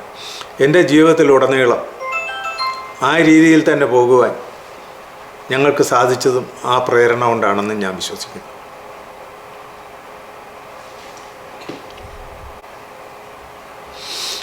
ഞാൻ മറ്റൊരു തോമസ് മാത്യുവിനെ പറ്റി പറഞ്ഞിരുന്നു. മൽപ്രിയനെ എന്ന് പറയുന്ന സുപ്രസിദ്ധവും ജനപ്രിയവുമായ ഗാനം എഴുതിയ തോമസ് മാത്യു. അദ്ദേഹം എൻ്റെ ഒരു റിലേറ്റീവും എൻ്റെ നാട്ടുകാരനും വളരെ അടുത്ത വീട് താമസിക്കുന്ന ഒരാളാണ്. അദ്ദേഹത്തിൻ്റെ പേരൻസിനെയും സഹോദരങ്ങളെയും എല്ലാം എനിക്കറിയാം. അദ്ദേഹം ജോലി ചെയ്തിരുന്നത് കാനറ ബാങ്കിലാണ്. അദ്ദേഹം പഠിച്ചിരുന്നത്, ഞങ്ങളെല്ലാം ഒരേ സ്കൂളിൽ പഠിച്ചാണ്, എൻ്റെ കുറച്ച് സീനിയറാണ്. അദ്ദേഹം പഠിച്ചിരുന്നത് കൊല്ലം ഫാത്തിമ മെമ്മോറിയൽ നാഷണൽ കോളേജിലാണ്. അവിടുന്ന് തന്നെ പോസ്റ്റ് ഗ്രാജുവേഷന് ശേഷം അദ്ദേഹത്തിനെ കാനറ ബാങ്കിൽ ജോലി ചെയ്യുകയും അവിടെ തന്നെ തുടരുകയും ചെയ്തു. എനിക്ക് തോന്നുന്നത് അദ്ദേഹം തൃപ്പൂണിത്തുറയിൽ ജോലി ചെയ്യുമ്പോഴാണ് അദ്ദേഹം വോളണ്ടറി റിട്ടയർമെൻറ്റ് എടുത്തത് എന്നാണ് എൻ്റെ ഓർമ്മ. അദ്ദേഹം അതിനുശേഷം പൂർണ്ണമായിട്ടുള്ള സുവിശേഷ പ്രവർത്തനങ്ങളിൽ ഏർപ്പെടുകയാണ്. അദ്ദേഹത്തിൻ്റെ വളരെ പ്രസിദ്ധമായ ഗാനങ്ങളുണ്ട്. അവ ഭൂരിഭാഗവും വളരെ ജനപ്രിയവുമാണ്. അതുപോലെ തന്നെ അത് പാടാനും നമുക്ക് ചില ഗാനങ്ങളൊക്കെ ഉണ്ട്, വളരെ പണ്ഡിതോചിതമായിരിക്കും, പക്ഷേ ആലപിക്കാൻ പറ്റത്തില്ല. പക്ഷേ ഈ തോമസ് മാത്യുവിൻ്റെ ഗാനങ്ങൾ എല്ലാം ആലപിക്കാൻ തക്കതാണ് എന്നുള്ളതാണ്. ഞാൻ പലപ്പോഴും അദ്ദേഹത്തിൻ്റെ പാട്ടുകൾ, മൽപ്രിയനെ എന്ന് തുടങ്ങുന്ന പാട്ടൊക്കെ പലപ്പോഴും പലതവണ കേൾക്കാറുള്ളതാണ്. ഞാൻ സ്വയമായിട്ട് വെച്ച് കേൾക്കുകയും ചെയ്യും. അദ്ദേഹത്തിൻ്റെ മാതാപിതാക്കളെയും ഞാൻ ഓർക്കുന്നു. വളരെ അടുത്ത ബന്ധം. പാപ്പിയച്ചായൻ എന്നാണ് ഞങ്ങൾ ഈ തോമസ് മാത്യുവിൻ്റെ അപ്പനെ വിളിക്കുന്നത്. പാപ്പിയച്ചായനെയും അമ്മയെയും എല്ലാം ഞാൻ കാണുന്നു, സഹോദരങ്ങളെയും ഞാൻ കണ്ടിരുന്നു. അതാണ് എനിക്ക് പറയാനുള്ളത്. ഞാൻ നേരത്തെ എൻ്റെ ഗ്രാൻഡ് ഫാദർ, എൻ്റെ maternal grandfather VT David എന്ന് പറയുന്ന മഹാനായ മനുഷ്യനെ പറ്റി ഞാൻ പറഞ്ഞിരുന്നു. അദ്ദേഹം Mavelikara BH high school, Karunagappally high school എന്നിവിടങ്ങളിലെ മലയാളം അധ്യാപകനായിരുന്നു. ഒന്നാന്തരം സംസ്കൃത പണ്ഡിതനുമായിരുന്നു. പക്ഷേ എനിക്ക് ആ സംസ്കൃത അദ്ദേഹത്തിൽ നിന്ന് പഠിക്കാൻ എനിക്ക് സാധിച്ചില്ല. ഞാൻ വല്യപ്പച്ചൻ പലപ്പോഴും പറയുമായിരുന്നെങ്കിലും ഞാൻ അത് ശ്രദ്ധിക്കാതെ കളിച്ചു നടക്കുമായിരുന്നു. അതിന്ന് ജീവിതത്തിലെ ഏറ്റവും വലിയൊരു ലോസായിട്ട്, ഒരു വലിയ നഷ്ടമായിട്ട് ഞാൻ കരുതുകയാണ്. അദ്ദേഹം പ്രധാനമായിട്ട് എഴുതിയിട്ടുള്ള പുസ്തകം ആംഗ്ലേയ സഭാചരിത്രം എന്നുള്ള ഒരു പുസ്തകമാണ്. ഈ കോട്ടയം ആസ്ഥാനമായിട്ടുള്ള CMS സഭയുടെ പ്രവർത്തനങ്ങളെപ്പറ്റി, ബിഷപ്പുമാരെ പറ്റി, അവരുടെ എല്ലാ കാര്യങ്ങളെയും പറ്റി ഒരു പരിപൂർണമായിട്ടുള്ള ഒരു പുസ്തകമാണ്. ഈ നമ്മുടെ രാജ്യത്ത് നിലനിന്നിരുന്ന കാര്യങ്ങളെപ്പറ്റി, അവ ഇല്ലാതാക്കുന്നതിന്, പട്ടിണി, അതുപോലെ തന്നെ ഈ രോഗങ്ങൾ ഒക്കെ ഇല്ലാതാക്കുന്നതിന് വേണ്ടി മഹായിടവക നടത്തിയിട്ടുള്ള പ്രവർത്തനങ്ങളെപ്പറ്റി വല്യപ്പച്ചൻ എൻ്റെ പുസ്തകത്തിൽ വിവരിക്കുന്നുണ്ട്. മഹായിടവക ഒരു ഫ്ലോട്ടിംഗ് ഡിസ്പെൻസറി നടത്തിയിരുന്നു. ആ വള്ളങ്ങൾ പോകുന്ന പടങ്ങൾ എല്ലാം വല്യപ്പച്ചൻ്റെ പുസ്തകങ്ങളിൽ ഉൾപ്പെടുത്തിയിരുന്നു. അതുപോലെ തന്നെ കോട്ടയം CMS കോളേജിനെ പറ്റിയുള്ള കാര്യങ്ങൾ, കോട്ടയം CMS കോളേജിനെ മദ്രാസ് യൂണിവേഴ്സിറ്റിയുടെ അംഗീകാരം 1892 കാലഘട്ടത്തോടുകൂടി കിട്ടുന്നതിനെ പറ്റിയുള്ള കാര്യങ്ങൾ ഒക്കെ പറയുന്നു. അതുപോലെ തന്നെ വല്യപ്പച്ചനെ ശരിക്ക് പരാമർശിക്കപ്പെടാതെ പോയ ഒരു കാര്യം കൂടെ. അത് എന്തുകൊണ്ടാണെന്ന് എനിക്ക് അറിഞ്ഞുകൂടാ. ഒരിക്കൽ ഞാൻ ചോദിച്ചപ്പോൾ എന്നോട് പറഞ്ഞു, അതൊരു തെറ്റായിപ്പോയി മോനെ എന്ന് പറഞ്ഞു. അത് നിങ്ങളിൽ പലരും കേട്ടിരിക്കാവുന്ന ഒരു ഗാനമുണ്ട്, സ്തുതിപ്പിൻ യേശുദേവനെ എന്നുള്ള പ്രസിദ്ധമായ ഗാനമാണ്. ഈ ഗാനം എഴുതിയത് യുസ്തീസ് യൗസേഫ് അല്ലെങ്കിൽ വിദ്വാൻ കുട്ടി എന്നൊരാളാണ്. യഥാർത്ഥത്തിൽ അദ്ദേഹം ഒരു ബ്രാഹ്മണനായിരുന്നു. അദ്ദേഹത്തിൻ്റെ മാതാപിതാക്കളെ ഒരാൾ തിരുനെൽവേലിയിൽ നിന്നും വേറൊരാൾ പാലക്കാട്ട് നിന്നും ഉള്ളവരായിരുന്നു. 1800കളിലാണ് ഇദ്ദേഹം ജീവിച്ചിരുന്നത്. ഇദ്ദേഹത്തെ പഠിക്കുന്ന കാലത്ത് തന്നെ ഇദ്ദേഹം പഠിത്തത്തിൽ കാണിച്ചിരുന്ന പ്രത്യേകമായ സാമർഥ്യം കൊണ്ട് സഹപാഠികൾ വിളിച്ചിരുന്നതാണ് വിദ്വാൻ കുട്ടി എന്ന് പറയുന്നത്. അവസാനം ആൾക്കാർ മറ്റ് പേരുകൾ മറന്നുപോവുകയും ഈ പേര് വിദ്വാൻകുട്ടി എന്ന നിലയിൽ അറിയപ്പെടാൻ തുടങ്ങുകയും ചെയ്തു. ഈ വിദ്വാൻകുട്ടിയുടെയും കുടുംബത്തിൻ്റെയും സംഗീത പാരമ്പര്യവും സാഹിത്യ കുശലതയും കണ്ട് മനസ്സിലാക്കിയ ജോസഫ് പീറ്റ് എന്ന ഒരു സാഹിബുണ്ടായിരുന്നു. മാവേലിക്കര ആസ്ഥാനമായിട്ടാണ് ജോസഫ് പീറ്റ് പ്രവർത്തിച്ചത്. ജോസഫ് പീറ്റ് ഇവരെ ക്രൈസ്തവ വിശ്വാസത്തിലേക്ക് കൊണ്ടുവരികയും അതിനുശേഷം ഈ വിദ്വാൻകുട്ടി എന്ന് പറയുന്ന ആളിനെ സെമിനാരിയിൽ അയച്ച് പഠിപ്പിക്കുകയും ചെയ്തു. ഇതിനിടയിൽ തന്നെ അദ്ദേഹം അനേക മനോഹര ഗാനങ്ങൾ എഴുതിയിട്ടുണ്ട്. ഏതാണ്ട് 300-ൽ പരം ഗാനങ്ങളാണ് അദ്ദേഹത്തിൻ്റെ പേരിൽ അറിയപ്പെടുന്നത്. പക്ഷേ പലതും നമ്മുടെ ഈ കർണാറ്റിക് മ്യൂസിക് കൊണ്ട് മാത്രമേ പാടാൻ പറ്റൂ എന്നൊരു പ്രശ്നം ഉണ്ട്.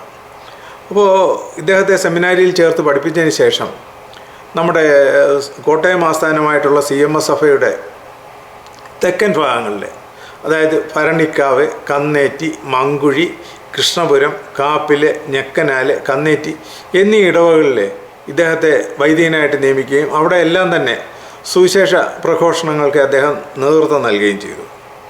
അങ്ങനെ ഇരിക്കെ 1875 ഇദ്ദേഹത്തിൻ്റെ കൂട്ടത്തിലുണ്ടായിരുന്ന ഒരു കൂടാരത്തിൽ തൊമ്മൻ, വേറെ ലൂക്കോസ് എന്നൊക്കെ പറഞ്ഞ് കുറച്ച് പേരുണ്ടായിരുന്നു. ഇവരെ വിദ്വാൻകുട്ടിയച്ചനെ പറഞ്ഞു പഠിപ്പിച്ചു. ദൈവം അവർക്ക് പ്രത്യക്ഷപ്പെട്ടു, യേശു അവർക്ക് പ്രത്യക്ഷപ്പെട്ടിട്ട് ലോകാവസാനമായി യേശു ഇങ്ങനെ മേഘങ്ങളിൽ പ്രത്യക്ഷപ്പെടും എന്ന് പറയുകയും അതിനായിട്ട് അനുദപിച്ച് പ്രാർത്ഥിക്കണം എന്ന് ജനങ്ങളോട് ആവശ്യപ്പെടുകയും ചെയ്തു. ഇത് ഒരു നിഷ്കളങ്കനായ വിദ്വാൻകുട്ടിയച്ചൻ ഇത് ഏറ്റുപിടിച്ചു. അദ്ദേഹം പറഞ്ഞു, നിങ്ങളെല്ലാവരും അനുദപിക്കണം. എല്ലാവരും അനുദപിക്കാൻ വേണ്ടി ഈ ഞങ്ങളുടെ പ്രദേശത്തുള്ള ഒരു പുരയിടത്തിലെ എല്ലാവരും ഒത്തുകൂടി ചെങ്ങന്നൂർ, തിരുവല്ല ഭാഗങ്ങളിൽ നിന്നും കായംകുളം ആ പ്രദേശങ്ങളിൽ നിന്നെല്ലാം ആൾക്കാർ, ആബാലവൃത്തം ജനങ്ങൾ എത്തി. എന്നോട് വല്യപ്പച്ചൻ അതിൻ്റെ കാര്യങ്ങൾ പറഞ്ഞു തന്നിട്ടുണ്ട്. എത്തി. അവർ കൃത്യമായ ദിവസം 1875 ഓഗസ്റ്റിലാണ് എന്നാണ് എൻ്റെ ഓർമ്മ. അത് കാത്തിരുന്നു. പക്ഷേ ഒന്നും സംഭവിച്ചില്ല. അതോടുകൂടി വിദ്വാൻകുട്ടിയച്ചൻ്റെ സർവ്വ പ്രതാപങ്ങളും അവസാനിച്ചു. ആൾക്കാരെല്ലാം തിരിച്ചുപോയി കഴിഞ്ഞിട്ട് സഭയിൽ നിന്നും വിദ്വാൻകുട്ടിയച്ചനെ പുറത്താക്കിയ ശേഷം എൻ്റെ ജന്മനാട്ടിൽ തന്നെ അദ്ദേഹം ഉള്ളുരുപ്പിൽ എന്ന് പറയുന്ന വീട്ടിൽ ജീവിച്ചിരുന്നു. 1904 അദ്ദേഹം മരിച്ചു. ഞാൻ നേരത്തെ പറഞ്ഞ മൽപ്രിയനെ എന്ന ഗാനം എഴുതിയ തോമസ് മാത്യുവിൻ്റെ വീട്ടിൻ്റെ അടുത്ത പുരയിടത്തിലാണ്, അവരുടെ തന്നെ ആണോ എനിക്ക് സംശയമുണ്ട്, ആ പുരയിടത്തിൽ ആണ് ഈ വിദ്വാൻകുട്ടിയച്ചനെ അടക്കിയിരിക്കുന്നത്. അദ്ദേഹത്തിൻ്റെ ജീവിതം ഇന്നൊരു ആരും അറിയപ്പെടാത്ത ഒരു കാര്യമായിട്ട്, ആർക്കും അറിഞ്ഞുകൂടാത്ത ഒരു കാര്യമായിട്ടും അവശേഷിക്കുന്നുണ്ട്. ഇതിലേറ്റവും ദുഃഖകരമായൊരു കാര്യം, ഈ ബാബുപോൾ സാറിൻ്റെ വേദശബ്ദ രത്നാകരം എന്ന പുസ്തകത്തിലെ പല ക്രൈസ്തവ ഗാന രചയിതാക്കളെ പറ്റി പറയുന്നുണ്ട്. നമ്മുടെ കുമ്പനാട്ടെ അന്നമ്മ മാമൻ, അതായത് ആ പാട്ട് ഞാൻ പെട്ടെന്ന് ഓർക്കുന്നില്ല, ആ പാട്ട് വളരെ ജനപ്രിയമായൊരു പാട്ടാണ്. അക്കരയ്ക്ക് യാത്ര ചെയ്യും സിയോൻ സഞ്ചാരി എന്ന പാട്ടെഴുതിയാണ് അന്നമ്മ മാമൻ. ആ അന്നമ്മ മാമൻ്റെ പാട്ടുകളെ പറ്റിയും മറ്റുമൊക്കെ പറയുന്നുണ്ട്. അതുപോലെ തന്നെ ബാബുപോൾ സാറ് സമയമാവൻ രഥത്തിൽ നാഗൽ എന്ന് പറയുന്ന ഒരു ജർമ്മൻ സാഹിബ് എഴുതിയതാണ് ഈ സമയമാവൻ രഥത്തിൽ എന്നുള്ള ഗാനം. ആ ഗാനത്തെപ്പറ്റി എല്ലാം പറയുന്നുണ്ട്. പക്ഷേ ബാബുപോൾ സാറ് നമ്മുടെ ഈ ക്രൈസ്തവ ലോകത്തെ ആർക്കും തോൽപ്പിക്കാൻ വയ്യാത്ത ഏറ്റവും മുമ്പിൽ നിൽക്കുന്ന ഒരു ഗാനമാണ് സ്തുതിപ്പിൻ യേശുദേവനെ. അത് ആ പാട്ട് എഴുതുന്നതിന് ഞാൻ മനസ്സിലാക്കിയതനുസരിച്ച് അത് പാട്ടെഴുതാനും പാടാനും കഴിയും, അതുപോലെ തന്നെ സാഹിത്യ രചനയ്ക്കുള്ള കഴിവും ഉള്ളവർക്ക് മാത്രം രചിക്കാൻ കഴിയുന്ന ഒരു പാട്ടാണ് സ്തുതിപ്പിൻ യേശുദേവനെ എന്നുള്ളത്. ആ പാട്ടിനെ പറ്റി ബാബുപോൾ സാറും ഉണ്ടായപ്പോയത് ചിലപ്പോൾ അറിവില്ലാത്തതുകൊണ്ടാകാം. എന്തായാലും ശരി, ഞാൻ ബാബുപോൾ സാറിനെയും അദ്ദേഹത്തിൻ്റെ വേദശബ്ദ രത്നാകരം എന്ന ബൈബിൾ ഡിക്ഷണറിയെ ഞാൻ താഴ്ത്തിക്കെട്ടുകയല്ല. മലയാളവും മലയാളിയും ക്രൈസ്തവ സഭയും കേരളത്തിൽ ഉണ്ടായിരിക്കുന്ന കാലത്തോളം അറിയപ്പെടുന്ന ഒരു പുസ്തകം തന്നെയാണ് വേദശബ്ദ രത്നാകരം എന്നുള്ളത് എന്നുകൂടി ഞാൻ പറഞ്ഞുകൊണ്ട് ആ എപ്പിസോഡ് ഞാൻ അവസാനിപ്പിക്കുകയാണ്. ഞാൻ KSRTCയിലായിരുന്നു ജോലി ചെയ്തിരുന്നത് എന്ന് പറയുമ്പോൾ എന്തുകൊണ്ടാണ് KSRTC ലാഭത്തിലാകാത്തത് എന്ന് പലരും എന്നോട് ചോദിക്കാറുണ്ട്. എനിക്ക് 21 വയസ്സിലാണ്. 21 വയസ്സും കൃത്യമായിട്ട് പറഞ്ഞാൽ 3 മാസവും പ്രായമുള്ളപ്പോഴാണ് ആ സ്ഥാപനത്തിലേക്ക് ഞാൻ ജോലി കിട്ടി ചെല്ലുന്നത്.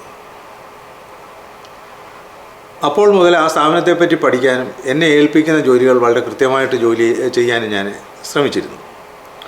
എനിക്ക് 28 വയസ്സുള്ളപ്പോൾ ആണ് എന്നെ ഹെഡ് ഓഫീസിലേക്ക് ട്രാൻസ്ഫർ ചെയ്യുന്നത്.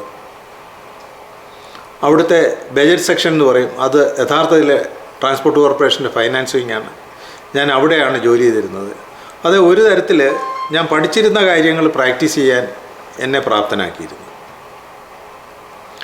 അപ്പോൾ ഈ ചോദിക്കുന്ന ചോദ്യം, എന്തുകൊണ്ട് KSRTC ലാഭത്തിലാകുന്നില്ല എന്നുള്ള ചോദ്യത്തിന് ഉത്തരം പറയാൻ എനിക്ക് സാധിക്കും എന്നാണ് ഞാൻ കരുതുന്നത്.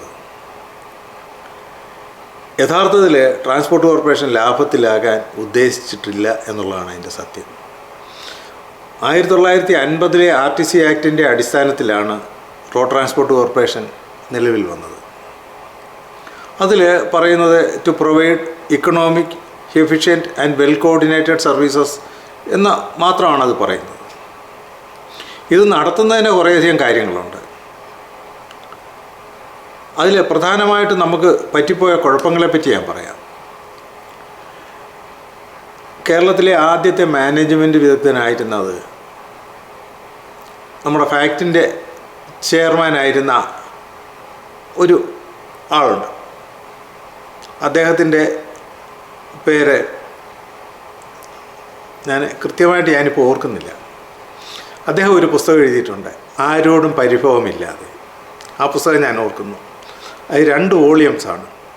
ഇതിനകത്ത് ഇദ്ദേഹം ഒരു പൊതുമേഖലാ സ്ഥാപനത്തിന് ഉണ്ടാകേണ്ട ഗുണമേന്മകളെപ്പറ്റി, അതിൻ്റെ ഗുണങ്ങളെപ്പറ്റിയും അതെങ്ങനെ ഓർഗനൈസ് ചെയ്യണം എന്നുള്ള കാര്യങ്ങളെപ്പറ്റിയും അദ്ദേഹം പറയുന്നുണ്ട്. ഈ നെഹ്റുവിൻ്റെ കാഴ്ചപ്പാടനുസരിച്ചാണ് പൊതുമേഖലാ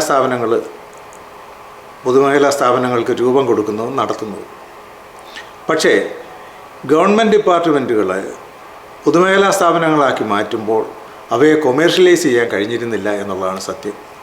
അതിൻ്റെ പേര് മാറ്റി എന്നുള്ളതല്ലാതെ നടത്തിപ്പിലോ ബാക്കിയുള്ള കാര്യങ്ങളിലോ യാതൊരു വിധമായിട്ടുള്ള മാറ്റങ്ങളും ഉണ്ടായിരുന്നില്ല. 1965 KSRTC ആയി.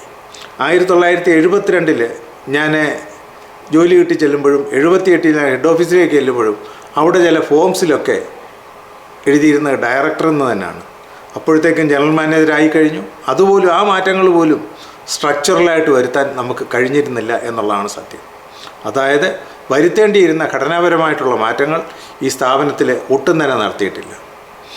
രണ്ടാമത്തെ കാര്യം, ഈ KSRTCക്ക് ഒരു നല്ല മാനേജ്മെൻറ്റ് ഒരിക്കലും ഉണ്ടായിരുന്നിട്ടില്ല. മിക്കവാറും ഒന്നിൽ IAS ഓഫീസേഴ്സ് ആയിരിക്കും, അല്ലെങ്കിൽ IPS ഓഫീസേഴ്സ് ആയിരിക്കും. അവരിൽ മിക്കവർക്കും അവരെ ഒഴിവാക്കാനായിട്ട് സർക്കാരിൽ നിന്നും മറ്റുമൊക്കെ ഇങ്ങോട്ട് വിടുന്നതാവും. അതിനെ ബാബുപോൾ സാറിനെയൊക്കെ ഞാൻ ഒഴിവാക്കുന്നു. മലയാറ്റൂർ രാമകൃഷ്ണൻ, അങ്ങനെ പ്രഗത്ഭമതികളായ പലരും ഉണ്ടായിരുന്നു. എങ്കിൽ തന്നെയും പല ആൾക്കാരും വേണ്ട വിധത്തിൽ ഒരു പൊതുമേഖലാ സ്ഥാപനം നടത്തിക്കൊണ്ടു പോകുന്നതിൽ അവർക്ക് കഴിവില്ലായിരുന്നു, അല്ലെങ്കിൽ അവരതിനകത്ത് വേണ്ട വിധം ശ്രദ്ധിച്ചിരുന്നില്ല എന്നുള്ളതാണ് അതിനെപ്പറ്റി പറയാനുള്ളത്. ഈ മാനേജ്മെൻറ്റിനെ പറ്റി തന്നെ പറയുമ്പോൾ ഒരു കാര്യമുണ്ട്. ഈ മാനേജിംഗ് ഡയറക്ടർ, അത് കഴിഞ്ഞിട്ട് financial advisor and chief accounts officer എന്നുള്ള നിലകൾ കഴിഞ്ഞു കഴിഞ്ഞാൽ അതിന് താഴേക്ക് ശരിക്കു പറഞ്ഞാൽ മാനേജ്മെൻറ്റ് തലത്തിൽ ഒരു ശൂന്യതയാണുള്ളത്. ആർക്കും ഒന്നിനെപ്പറ്റി അറിയത്തില്ല. രാവിലെ വരുന്നു, ജോലി ചെയ്യുന്നു, പോന്നു എന്നുള്ളതല്ലാതെ ഇവിടെ വരുന്നു, എന്തുകൊണ്ട് കളക്ഷനിൽ ഡ്രോപ്പ് വരുന്നു, അല്ലെങ്കിൽ ഇന്ന പ്രശ്നം, അതിനെപ്പറ്റി ചിന്തിക്കാൻ അവരെ കൊണ്ട് കഴിയാത്ത ഒരു സ്ഥിതിയുണ്ട്. അവരതിനെപ്പറ്റി ചിന്തിക്കുന്നില്ല. യാന്ത്രികമായിട്ട് കുറേ കാര്യങ്ങൾ ചെയ്യുന്നു, പോകുന്നു.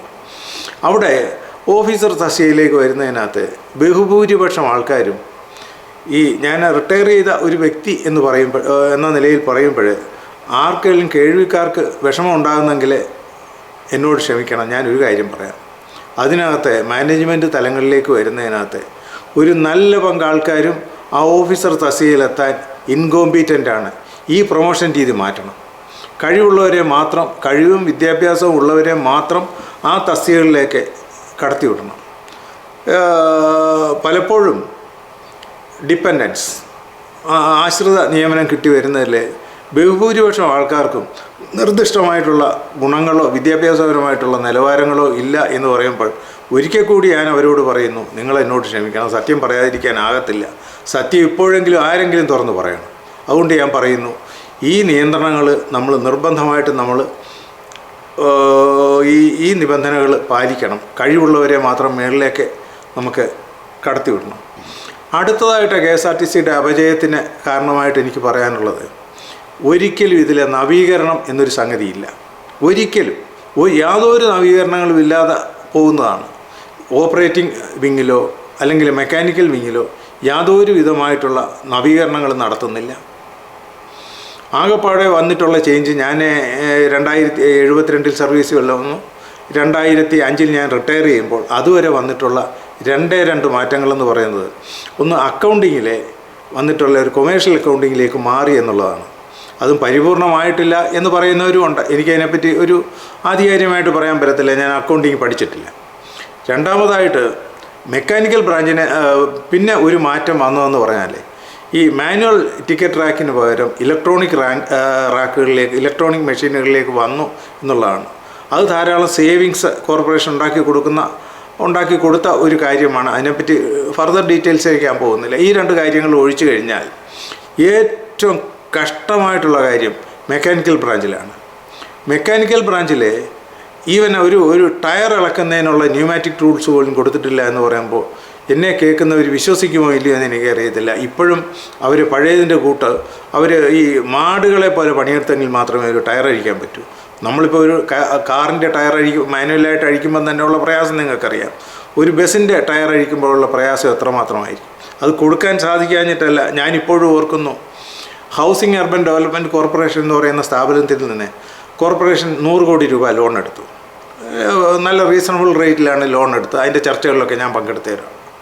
അതിലെ ഒരു കമ്പോണൻ്റ് എന്ന് പറയുന്നത് 7.5 കോടി രൂപ ഗ്യാരേജിൻ്റെ നവീകരണത്തിനായിരുന്നു. 7.5 കോടി രൂപ നമുക്കതിൽ പ്രൊവൈഡ് ചെയ്തിരുന്നു. പക്ഷേ അതിനെ തുരങ്കം വെച്ചത് മെക്കാനിക്കൽ ഓഫീസേഴ്സ് തന്നെയായിരുന്നു എന്നുള്ളത് ഞാൻ വിഷമത്തോടുകൂടി ഓർക്കുന്നു. അവസാനമായിട്ട് അതിൻ്റെ ചാർജുള്ള ഒരു എക്സിക്യൂട്ടീവ് ഡയറക്ടറോട് ഞാൻ പറഞ്ഞതായിട്ട് ഓർക്കുന്നു, അറ്റ്ലീസ്റ്റ് നമുക്ക് ഈ ടയർ ഷോപ്പിലെ ഈ ന്യൂമാറ്റിക് ടൂൾസ് പ്രൊവൈഡ് ചെയ്തിരുന്നു. അതിന് തടസ്സം നിൽക്കുകയായിരുന്നു അവർ. അത് ചെയ്തോളും. എൻജിൻ ഷോപ്പിലെ എൻജിൻ ഓവർഹോൾ ചെയ്യുന്നിടത്ത് ഇന്ന് മാനുവലാണ്, ഉന്തിക്കോ തള്ളിക്കോ എന്ന് പറഞ്ഞിട്ട് സാധനങ്ങൾ സ്ട്രിപ്പ് ചെയ്ത് കൊണ്ടുപോകുന്ന അവസ്ഥ. അതുപോലെ തന്നെ വേറൊരു രംഗമാണ് ബസ് ബോഡി ബിൽഡിങ്. അവിടെ ഒരു ചേസ് വന്നാൽ ചിലപ്പോൾ മാസങ്ങളോളം എവിടെയെങ്കിലും കിടക്കും, കാട് പിടിച്ച് കിടന്നിട്ട് അവസാനം ബസ് ബേയിലേക്ക് വരും. ബസ് ബേയിലേക്ക് വന്നു കഴിഞ്ഞാൽ ഒരു ഡ്രോയിങ്ങിൻ്റെ അടിസ്ഥാനത്തിലല്ല ബസ് ബോഡി ഉണ്ടാക്കുന്നത്. ഡ്രോയിങ് ഇല്ല. അപ്പോഴവിടുത്തെ ജീവനക്കാർക്ക് തോന്നുന്ന രീതിയിൽ ഒരു ബസ് ബോഡി ഉണ്ടാക്കും. അത് ആ ബോഡി അവസാനം RTO ഓഫീസിലേക്ക് പോകുമ്പോഴേ അതിനനുസരിച്ചൊരു ഡ്രോയിങ് ഉണ്ടാക്കിയാണ് കൊണ്ടുപോകുന്നത്. അതുപോലെ തന്നെ ബസ് ബോഡി ഉണ്ടാക്കുന്നതിൽ വളരെയധികം നമുക്ക് ആധുനികവൽക്കരിക്കാൻ കഴിയും. TVS ഒക്കെ നമുക്കൊരു ബസ് ബോഡിക്ക് ഒരു ബസ് വന്നു കഴിഞ്ഞാൽ ഏറ്റവും ലിമിറ്റഡ് ടൈമിൽ ഒരു ബസ് ബോഡി ഉണ്ടാക്കി കൊടുക്കും. കാരണം നമ്മളൊരു ചേസിസ് വാങ്ങിക്കുമ്പോഴേ 25 ലക്ഷം രൂപ, പഴയ കണക്കിൽ 25 ലക്ഷം രൂപയെങ്കിലും ആകും. ഈ 25 ലക്ഷം രൂപയുടെ ഒരു ചേസിസ് വന്ന് അവിടെ കെട്ടിക്കിടക്കുന്നു എന്ന് പറഞ്ഞാൽ അതിൻ്റെ അർത്ഥം 25 ലക്ഷത്തോളം രൂപ അവിടെ വെറുതെ കിടക്കുന്നു എന്നാണ് അർത്ഥം. ഇത് മാറണം.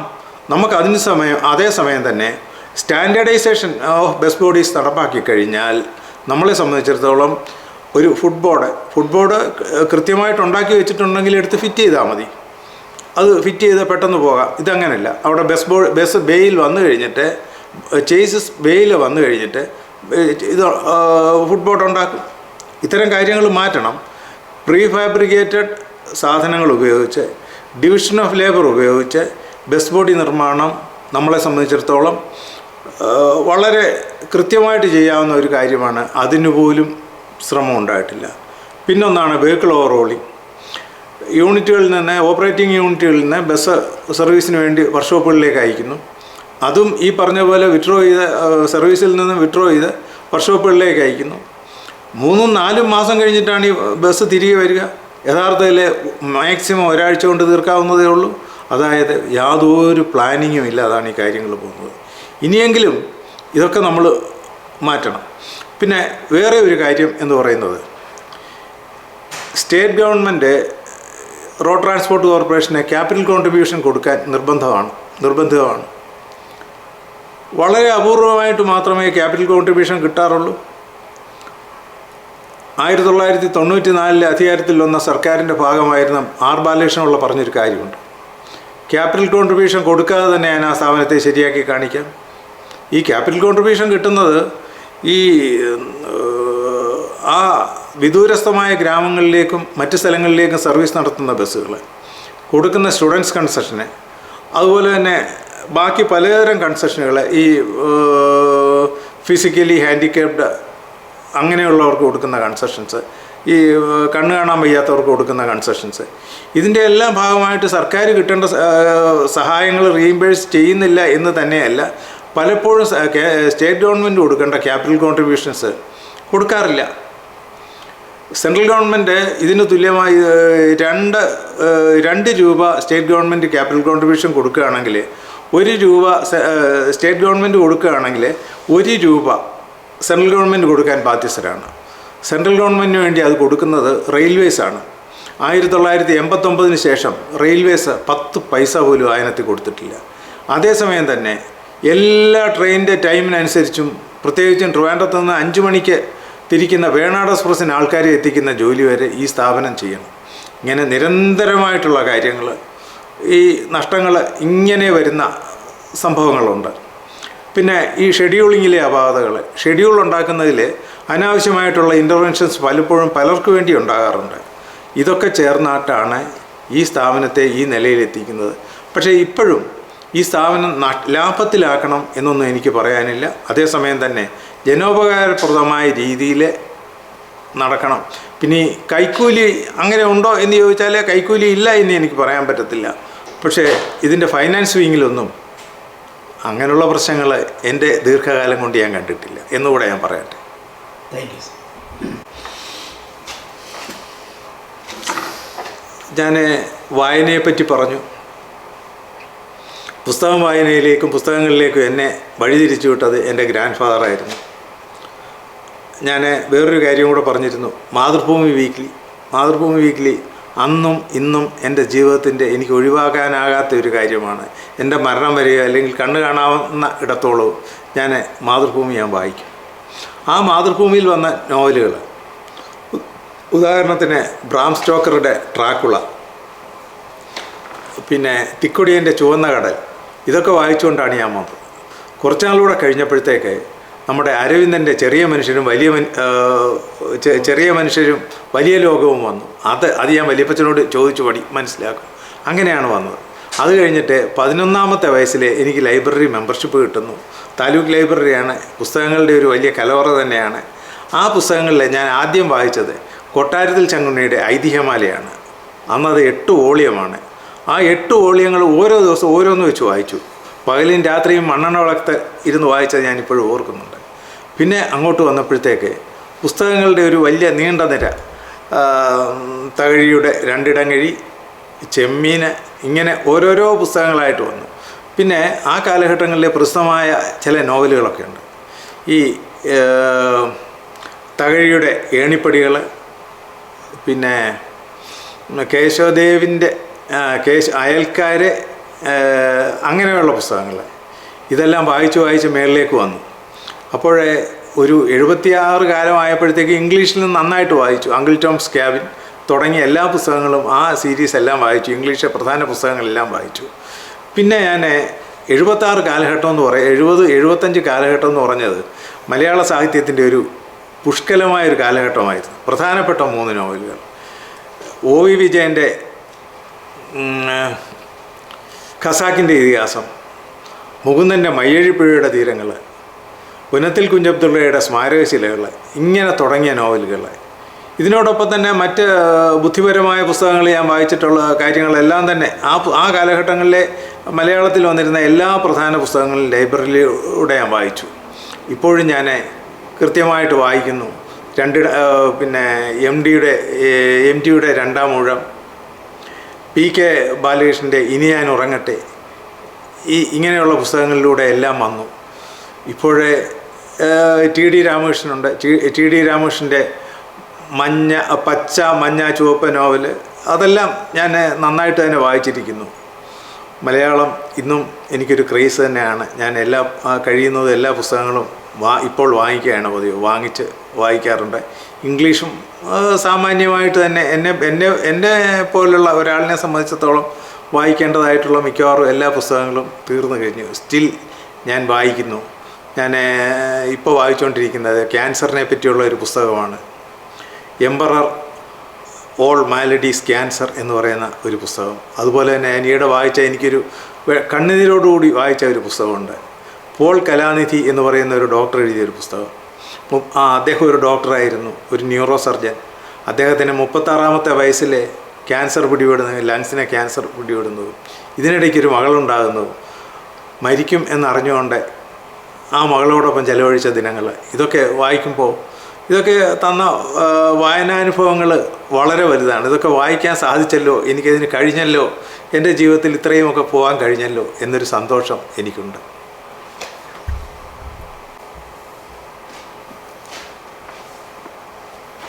ഞാൻ തോമസ് മാത്യു, കരുനാഗപ്പള്ളി, കൊല്ലം ജില്ലയിലെ കരുനാഗപ്പള്ളി സ്വദേശിയാണ് ഞാൻ.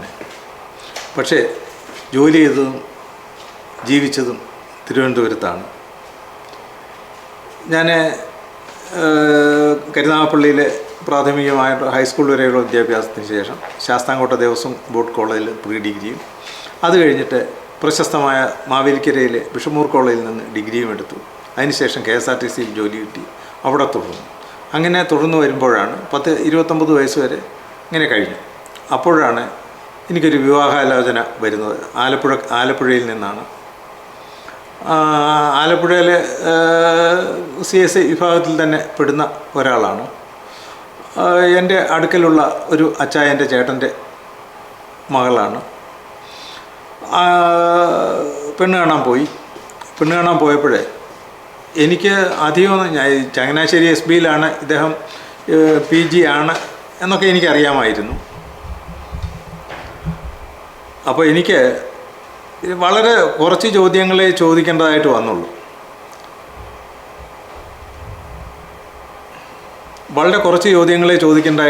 കാരണം എന്നോടൊപ്പം ഡിഗ്രിക്ക് പഠിച്ച എൻ്റെ ഒരു സുഹൃത്തിൻ്റെ വൈഫിൻ്റെ ഏറ്റവും അടുത്ത ഫ്രണ്ടാണ് ഇയാളെന്ന് മനസ്സിലായി. അവൻ എനിക്ക് എല്ലാ ഡീറ്റെയിൽസും തന്നിരുന്നു. അതുകൊണ്ട് കൂടുതലൊന്നും ചോദിക്കേണ്ടതായിട്ട് വന്നില്ല.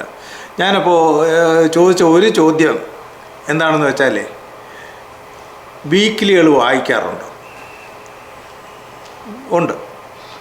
ഏതാണ്? മാതൃഭൂമി. അപ്പോൾ തന്നെ ഏതാണ്ട് ഒരു 50% ആയി.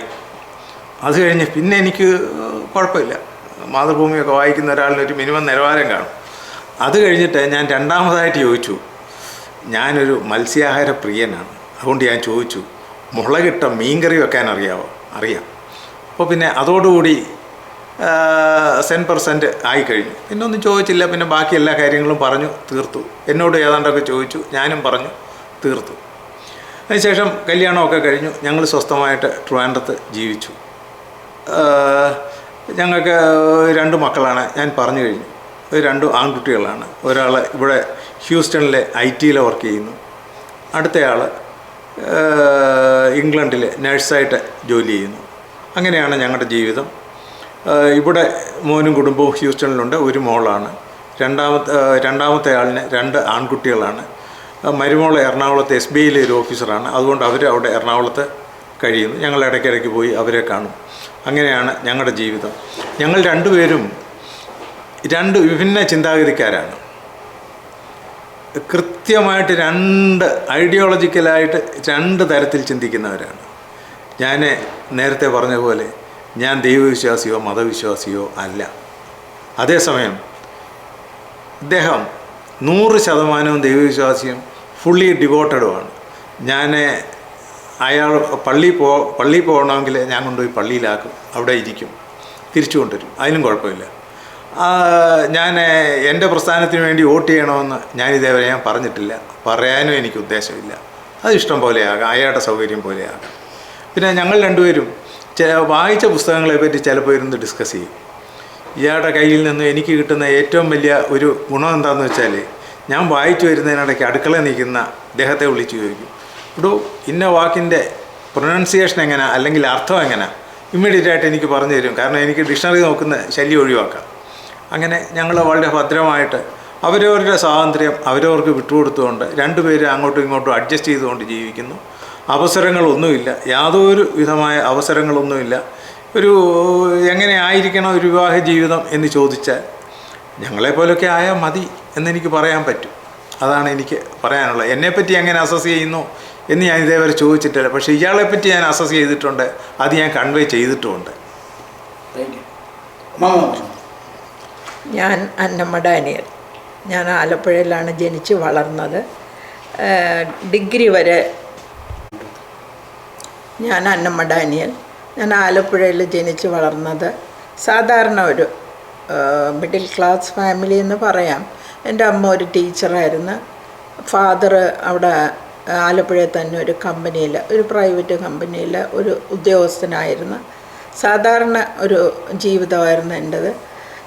ഡിഗ്രി വരെ ആലപ്പുഴ സെൻറ്റ് ജോസഫ്സ് കോളേജിലാണ് പഠിച്ചത്. അതിനുശേഷം ചങ്ങനാശ്ശേരി SB കോളേജിൽ PG ചെയ്തു. PG കഴിഞ്ഞിട്ട് മാവേലിക്കര പീറ്റ് മെമ്മോറിയൽ ട്രെയിനിങ് കോളേജിൽ B.Ed ചെയ്തു. B.Edന് പഠിച്ചുകൊണ്ടിരുന്നപ്പോൾ സെക്രട്ടേറിയറ്റ് ജോലി കിട്ടി. പിന്നീട് 31 വർഷം 78-ൽ സെക്രട്ടേറിയറ്റ് ജോലി കിട്ടി. 2010-ൽ സെക്രട്ടേറിയറ്റിൽ നിന്നും വിരമിച്ചു. ദൈവം എന്നെ ഏൽപ്പിച്ച ചുമതലകൾ ഏറ്റവും എന്ന് പറഞ്ഞാൽ എൻ്റെ കൊച്ചിലെയുള്ള വലിയൊരു ആഗ്രഹം ഒരു ജോലി വേണമെന്നുള്ളതായിരുന്നു. അപ്പോൾ അങ്ങനെ ജോലി കിട്ടി. ആ ജോലിയിൽ തന്നെ മാക്സിമം എനിക്ക് പറ്റുന്നത് പോലെ എൻ്റെ ജോലി ഏറ്റവും സത്യസന്ധമായിട്ട് ചെയ്തു.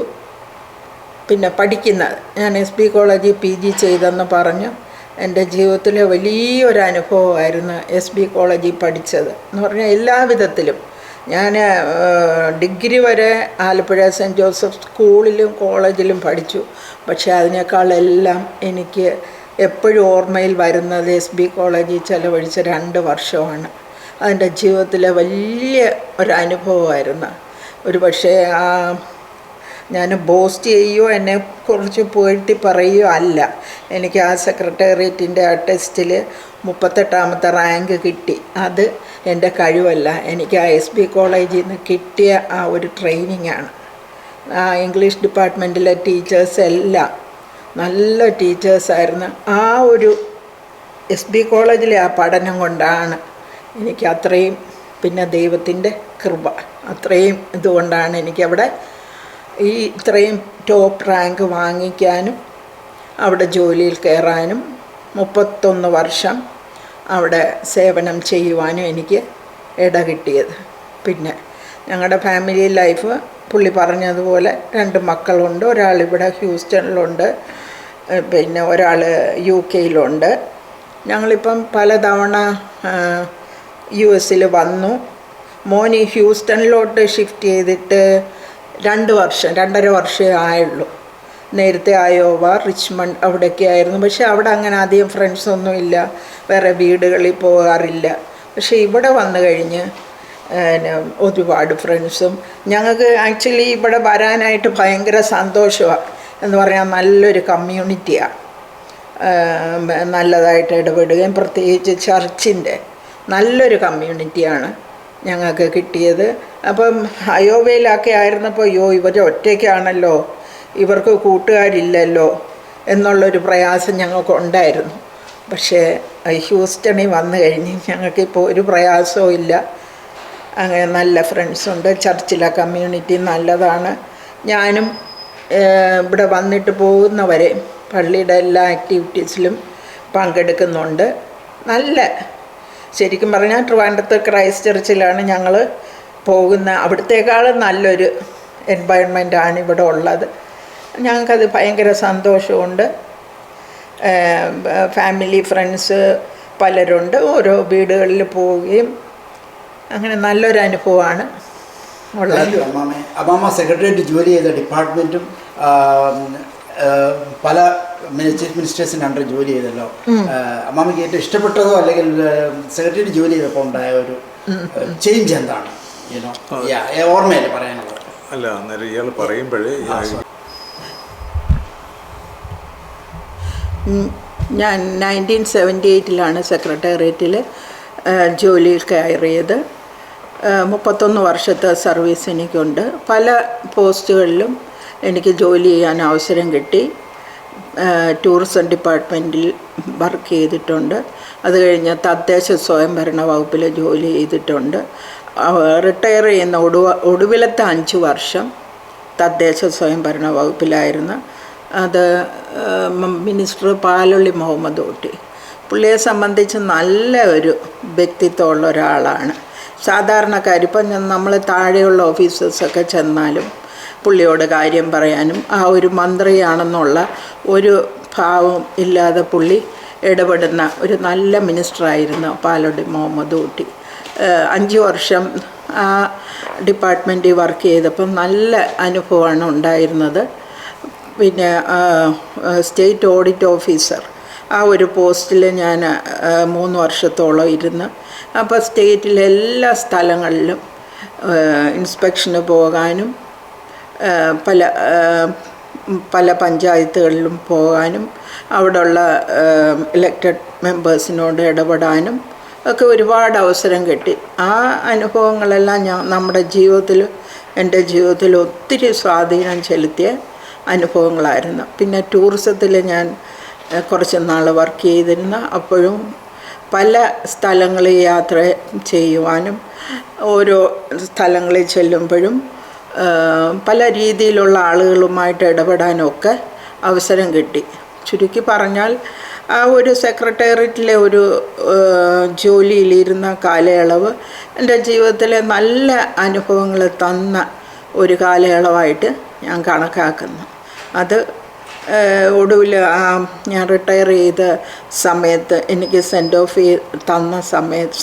തന്ന സമയത്ത് എൻ്റെ തൊട്ടുമേളിലുള്ള സെക്രട്ടറി ആണെങ്കിലും മിനിസ്റ്റർ ആണെങ്കിലും ഒക്കെ വളരെ നല്ല രീതിയിൽ എനിക്ക് അപ്രീസിയേഷൻ തന്നു. അതൊക്കെ ദൈവത്തിൻ്റെ കൃപയാണെന്ന് വിശ്വസിക്കുന്ന ഒരാളാണ് ഞാൻ. ഞാൻ റിട്ടയർ ചെയ്യുന്ന സമയത്ത് ഞാൻ അഡീഷണൽ സെക്രട്ടറി ആയിരുന്നു. എന്നെ ഒത്തിരി സ്വാധീനിച്ചൊരു വ്യക്തിത്വമായിരുന്നു എസ്.എം. വിജയാനന്ദ്. അന്ന് എൻ്റെ സെക്രട്ടറി ആയിരുന്നു. പുള്ളി ചീഫ് സെക്രട്ടറി ആയിട്ടാണ് റിട്ടയർ ചെയ്തത്. പുള്ളിയുടെ കൂടെ ജോലി ചെയ്ത കാലയളവ് വളരെ വളരെ എനിക്ക് ഹെൽപ്ഫുള്ളായിരുന്നു പുള്ളിയുടെ ഓരോ പെരുമാറ്റവും. അപ്പോൾ സെൻഡ് ഓഫ് തന്ന സമയത്ത് ആ ഫെയർവെൽ സ്പീച്ചിൽ പുള്ളിക്കാരൻ പറയാനിടയായി, അന്നമ്മ പോകുന്നത് എൻ്റെ വലത് കൈ പോകുന്ന പോലുള്ള പ്രയാസമാണ് എനിക്ക്. അന്നമ്മ ഉണ്ടായിരുന്നപ്പോൾ എനിക്ക് വളരെ ടെൻഷൻ കുറവായിരുന്നു, എല്ലാ കാര്യങ്ങളും ഏറ്റെടുത്ത് ചെയ്യുമായിരുന്നു എന്ന് പുള്ളി ആ ഫെയർവെൽ സ്പീച്ചിൽ പറയാനിടയായി. അതൊരു വലിയ ഒരു അംഗീകാരമായിട്ട് തന്നെ ഞാൻ കരുതുന്നു. അതുപോലെ തന്നെ എസ് ബി കോളേജിലെ ഇംഗ്ലീഷ് ഡിപ്പാർട്ട്മെൻറ്റിലെ AE Augustine sir, VJ Augustine sir, അങ്ങനെ നല്ല PJ ദേവസ്യ സാർ, ഇവരൊക്കെ എന്താ പറയേണ്ടത്, എനിക്കത് പറയാൻ വാക്കുകളില്ല. അതുപോലെ നമ്മുടെ ജീവിതത്തെ സ്വാധീനിച്ച വ്യക്തിത്വങ്ങളായിരുന്നു. അവരുടെ ആ ഓരോ ക്ലാസ്സും നമ്മൾ എത്രമാത്രം എൻജോയ് ചെയ്ത്, അവരുടെ ആ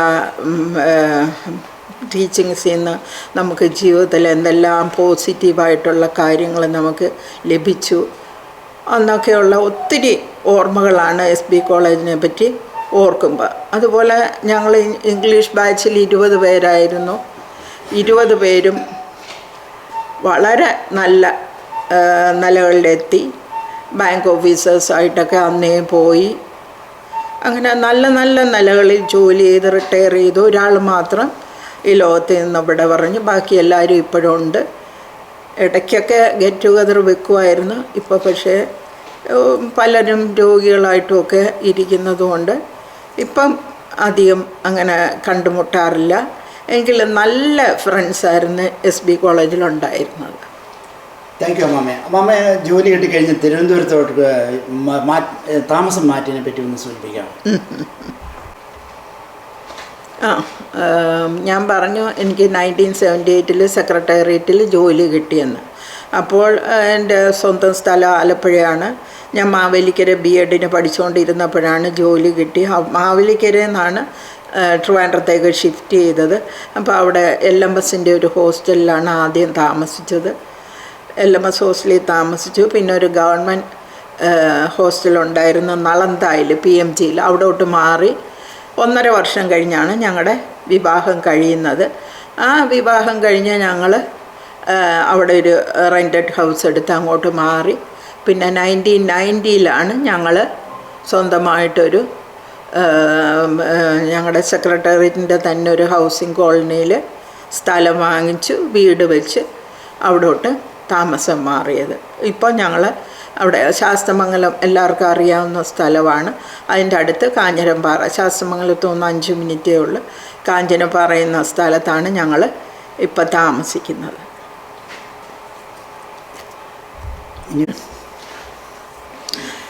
ഞാൻ എൻ്റെ പേരൻസ്, അമ്മ ഒരു പ്രൈമറി സ്കൂളിലെ ടീച്ചറായിരുന്നു. ഫാദർ ആലപ്പുഴയിലൊരു ഫാക്ടറിയിലെ ഒരു ഉദ്യോഗസ്ഥനായിരുന്നു. എനിക്കൊരു ചേച്ചിയും ഒരു സഹോദരനുമാണ് ഉണ്ടായിരുന്നത്. രണ്ടുപേരും ഇപ്പം മരിച്ചുപോയി. ബ്രദറിൻ്റെ ഫാമിലിയാണിപ്പം ഞങ്ങളുടെ വീട്ടിൽ താമസിക്കുന്നത്. പിന്നെ ആലപ്പുഴ ആയിരുന്നപ്പോഴാണ് ഞാൻ ചങ്ങനാശ്ശേരിയിൽ SB കോളേജിൽ പഠിക്കാനായിട്ട് പോയി. അന്ന് ഈ പാലങ്ങളില്ല. അന്ന് ആലപ്പുഴ സ്റ്റാൻഡിൽ നിന്ന് ബസ് കയറി പള്ളാത്തുരുത്തിയിൽ ഇറങ്ങും. പള്ളാത്തുരുത്തിയിൽ നിന്ന് കടത്ത് കയറി നെടുമുടിയിൽ ഇറങ്ങും. അവിടുന്ന് കടത്ത് കയറി കിടങ്ങറ ഇറങ്ങും. അവിടുന്ന് കടത്ത് കയറി അടുത്ത ബസ്സിലാണ് ചങ്ങനാശ്ശേരിയിലെത്തുന്നത്. ചുരുക്കി പറഞ്ഞാൽ വെളുപ്പിന് ഒരു 6:30 വീട്ടിൽ നിന്ന് ഇറങ്ങിയാൽ 8:45 ആകും ഈ ചെറിയ ദൂരം യാത്ര ചെയ്ത് കോളേജിലെത്താൻ. ആ ഒരു യാത്രയിൽ എനിക്ക് വളരെ രസകരമായൊരു അനുഭവം ഒരിക്കലുണ്ടായി. എന്ന് പറഞ്ഞാൽ ഞങ്ങൾ നെടുമുടി സ്റ്റോപ്പിൽ വന്ന് ഇറങ്ങിയിട്ട് കടത്ത് കയറി അപ്പുറത്ത് ചെന്നപ്പോഴത്തേ ഇങ്ങനെ വള്ളത്തിൽ പോവുക. അപ്പോൾ ഈ പരിചയമുള്ളവർക്കൊരു അവർ ചെയ്യുന്ന ഒരു പണി എന്ന് പറഞ്ഞാൽ വള്ളം അങ്ങോട്ട് അടുക്കുമ്പം ഇവരങ്ങ് കരയിലോട്ട് ചാടും. അപ്പോൾ ഇങ്ങനെ ഒരാൾ ചാടി, 2 ആൾ ചാടി. അപ്പോൾ എനിക്ക് വെള്ളം പേടിയാണ്, കൊച്ചിലെ വെള്ളം ഭയങ്കര പേടിയാണ്.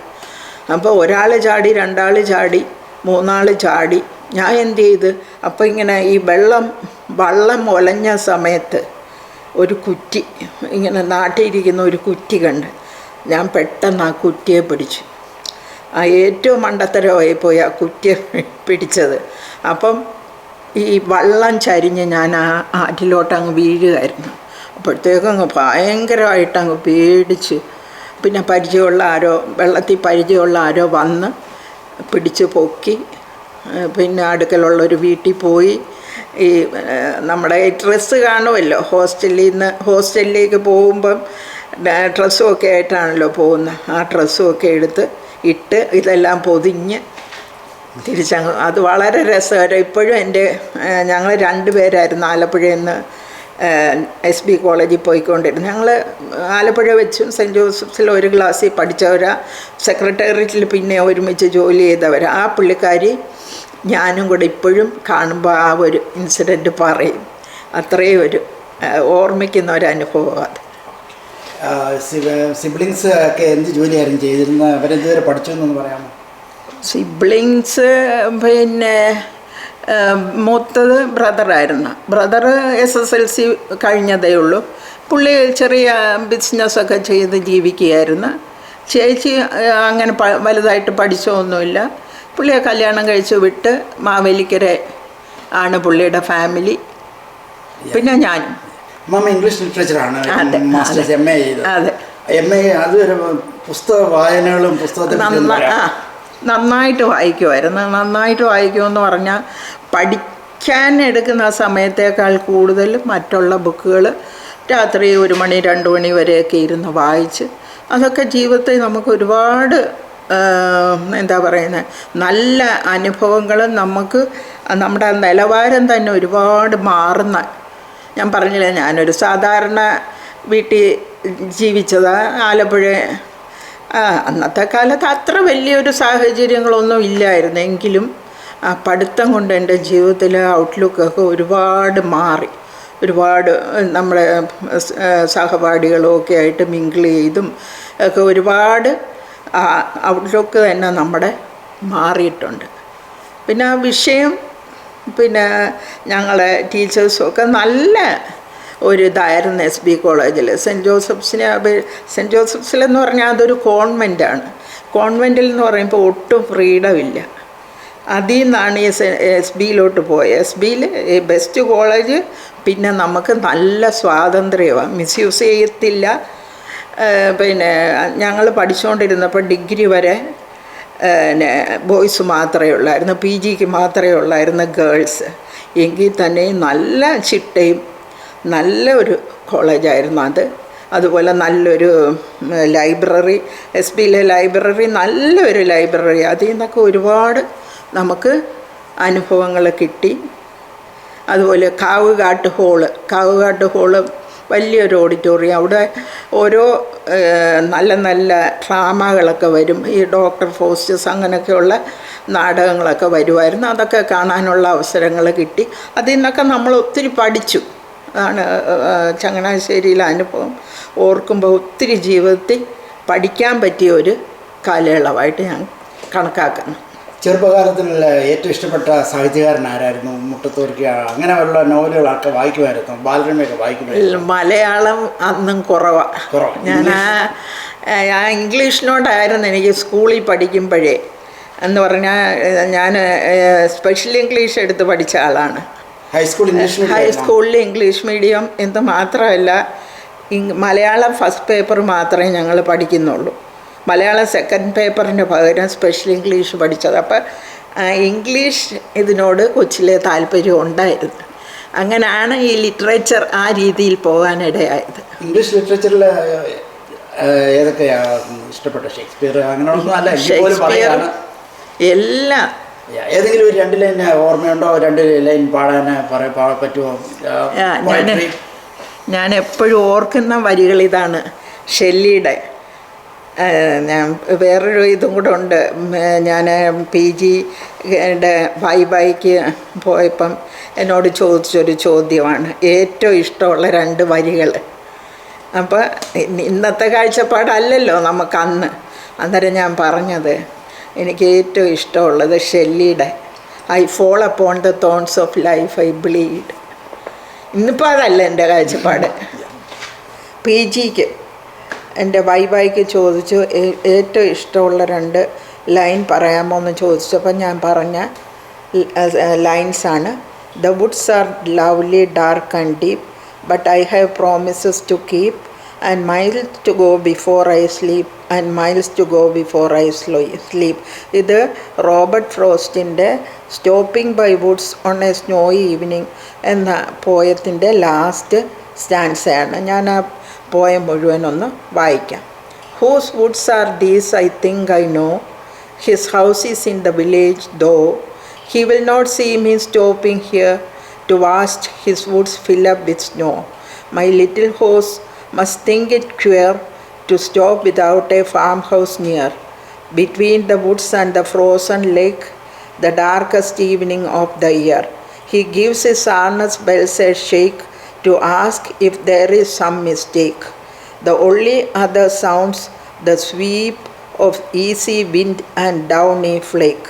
The woods are lovely, dark and deep, but I have promises to keep, and miles to go before I sleep, and miles to go before I sleep.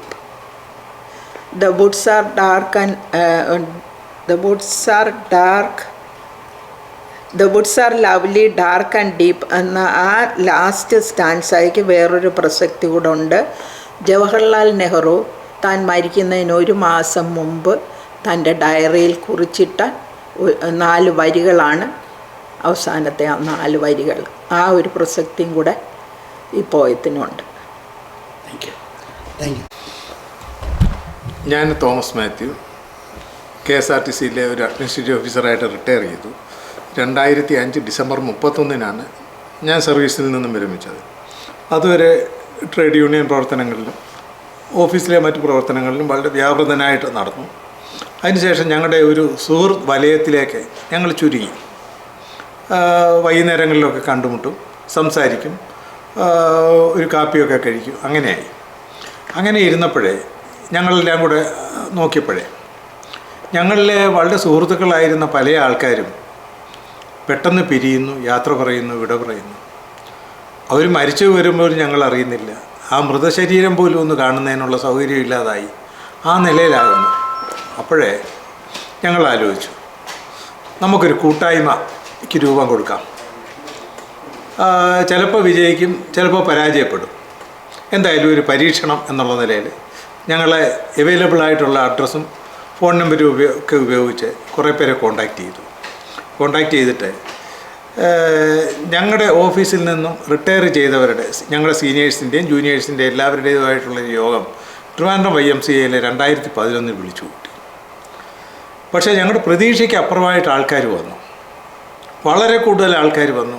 ഞങ്ങൾ കരുതിയിരുന്ന ലഘുഭക്ഷണങ്ങളും എല്ലാം തീർന്നു. പക്ഷേ എല്ലാവർക്കും വളരെ സന്തോഷമായി. എല്ലാവരും വന്ന് ഇത് സംഘടിപ്പിച്ചവരെ കെട്ടിപ്പിടിച്ചു, അഭിനന്ദിച്ചു. നിനക്കൊക്കെ ഇത് തോന്നിയല്ലോ എന്ന് പറഞ്ഞു. ഞങ്ങളെ ഇന്നും ഞങ്ങൾ ആദ്യം അതൊരു 2-3 വർഷം മാത്രമേ നടത്താൻ പറ്റൂ എന്ന് വിചാരിച്ചെങ്കിലും ഇന്ന് ഞങ്ങളെ ഏതാണ്ട് ഒരു 100ഓളം ആൾക്കാരുമായിട്ട് ഞങ്ങളുടെ കൂട്ടായ്മ മുമ്പോട്ട് കൊണ്ടുപോകുന്നുണ്ട്. അതിൽ വളരെ പ്രശസ്തരായ ആൾക്കാർ, അതിൽ അലക്സാണ്ടർ ജേക്കബ് സാറ്, IPS മുൻ ജയിൽ DGP ആയിരുന്ന അലക്സാണ്ടർ ജേക്കബ് സാറ്, അതുപോലെ തന്നെ വളരെ പ്രശസ്തരായിട്ടുള്ളവർ, ഡോക്ടർമാർ, സർജന്മാർ, മറ്റ് ഡോക്ടർമാർ. കഴിഞ്ഞ ഒരു യോഗത്തിൽ ട്രിവാൻഡ്രത്തെ council for scientific and industrial research എന്ന് പറയുന്ന ആ ഒരു മഹത് സ്ഥാപനത്തിലെ ഡയറക്ടർ ഒരു ലേഡി വന്ന് ഫുഡ് സേഫ്റ്റിയെ പറ്റി സംസാരിച്ചു. പക്ഷേ എല്ലാം അറേഞ്ച് ചെയ്തെങ്കിലും ഞാൻ ഇവിടെ ആയിപ്പോയി. സംഗതി യോഗമെല്ലാം വളരെ ഭംഗിയായിട്ട് നടന്നു, എല്ലാം കഴിഞ്ഞു. ഇനി ഞങ്ങളിങ്ങനെ തിരിച്ച് ചിന്തിക്കുമ്പോഴേ ധാരാളം ആൾക്കാരെ ഞങ്ങൾക്ക് സഹായിക്കാൻ കഴിഞ്ഞു. മരിച്ചു പോകുന്ന കുടുംബങ്ങളെ സംബന്ധിച്ചിടത്തോളം അവരുടെ ഫാമിലി പെൻഷൻ്റെ കാര്യങ്ങൾ ഞങ്ങൾക്ക് ഫലപ്രദമായിട്ട് ഇടപെടാൻ കഴിയും. രോഗാവസ്ഥയിൽ കഴിയുന്ന ആൾക്കാർക്ക്, ചില താഴ്ന്ന തട്ടിലൊക്കെ ജോലി ചെയ്ത് പോകുന്ന ആൾക്കാർക്ക് ഞങ്ങൾക്ക് കാര്യമായിട്ട് തന്നെ സാമ്പത്തിക സഹായം ചെയ്യാൻ കഴിയും.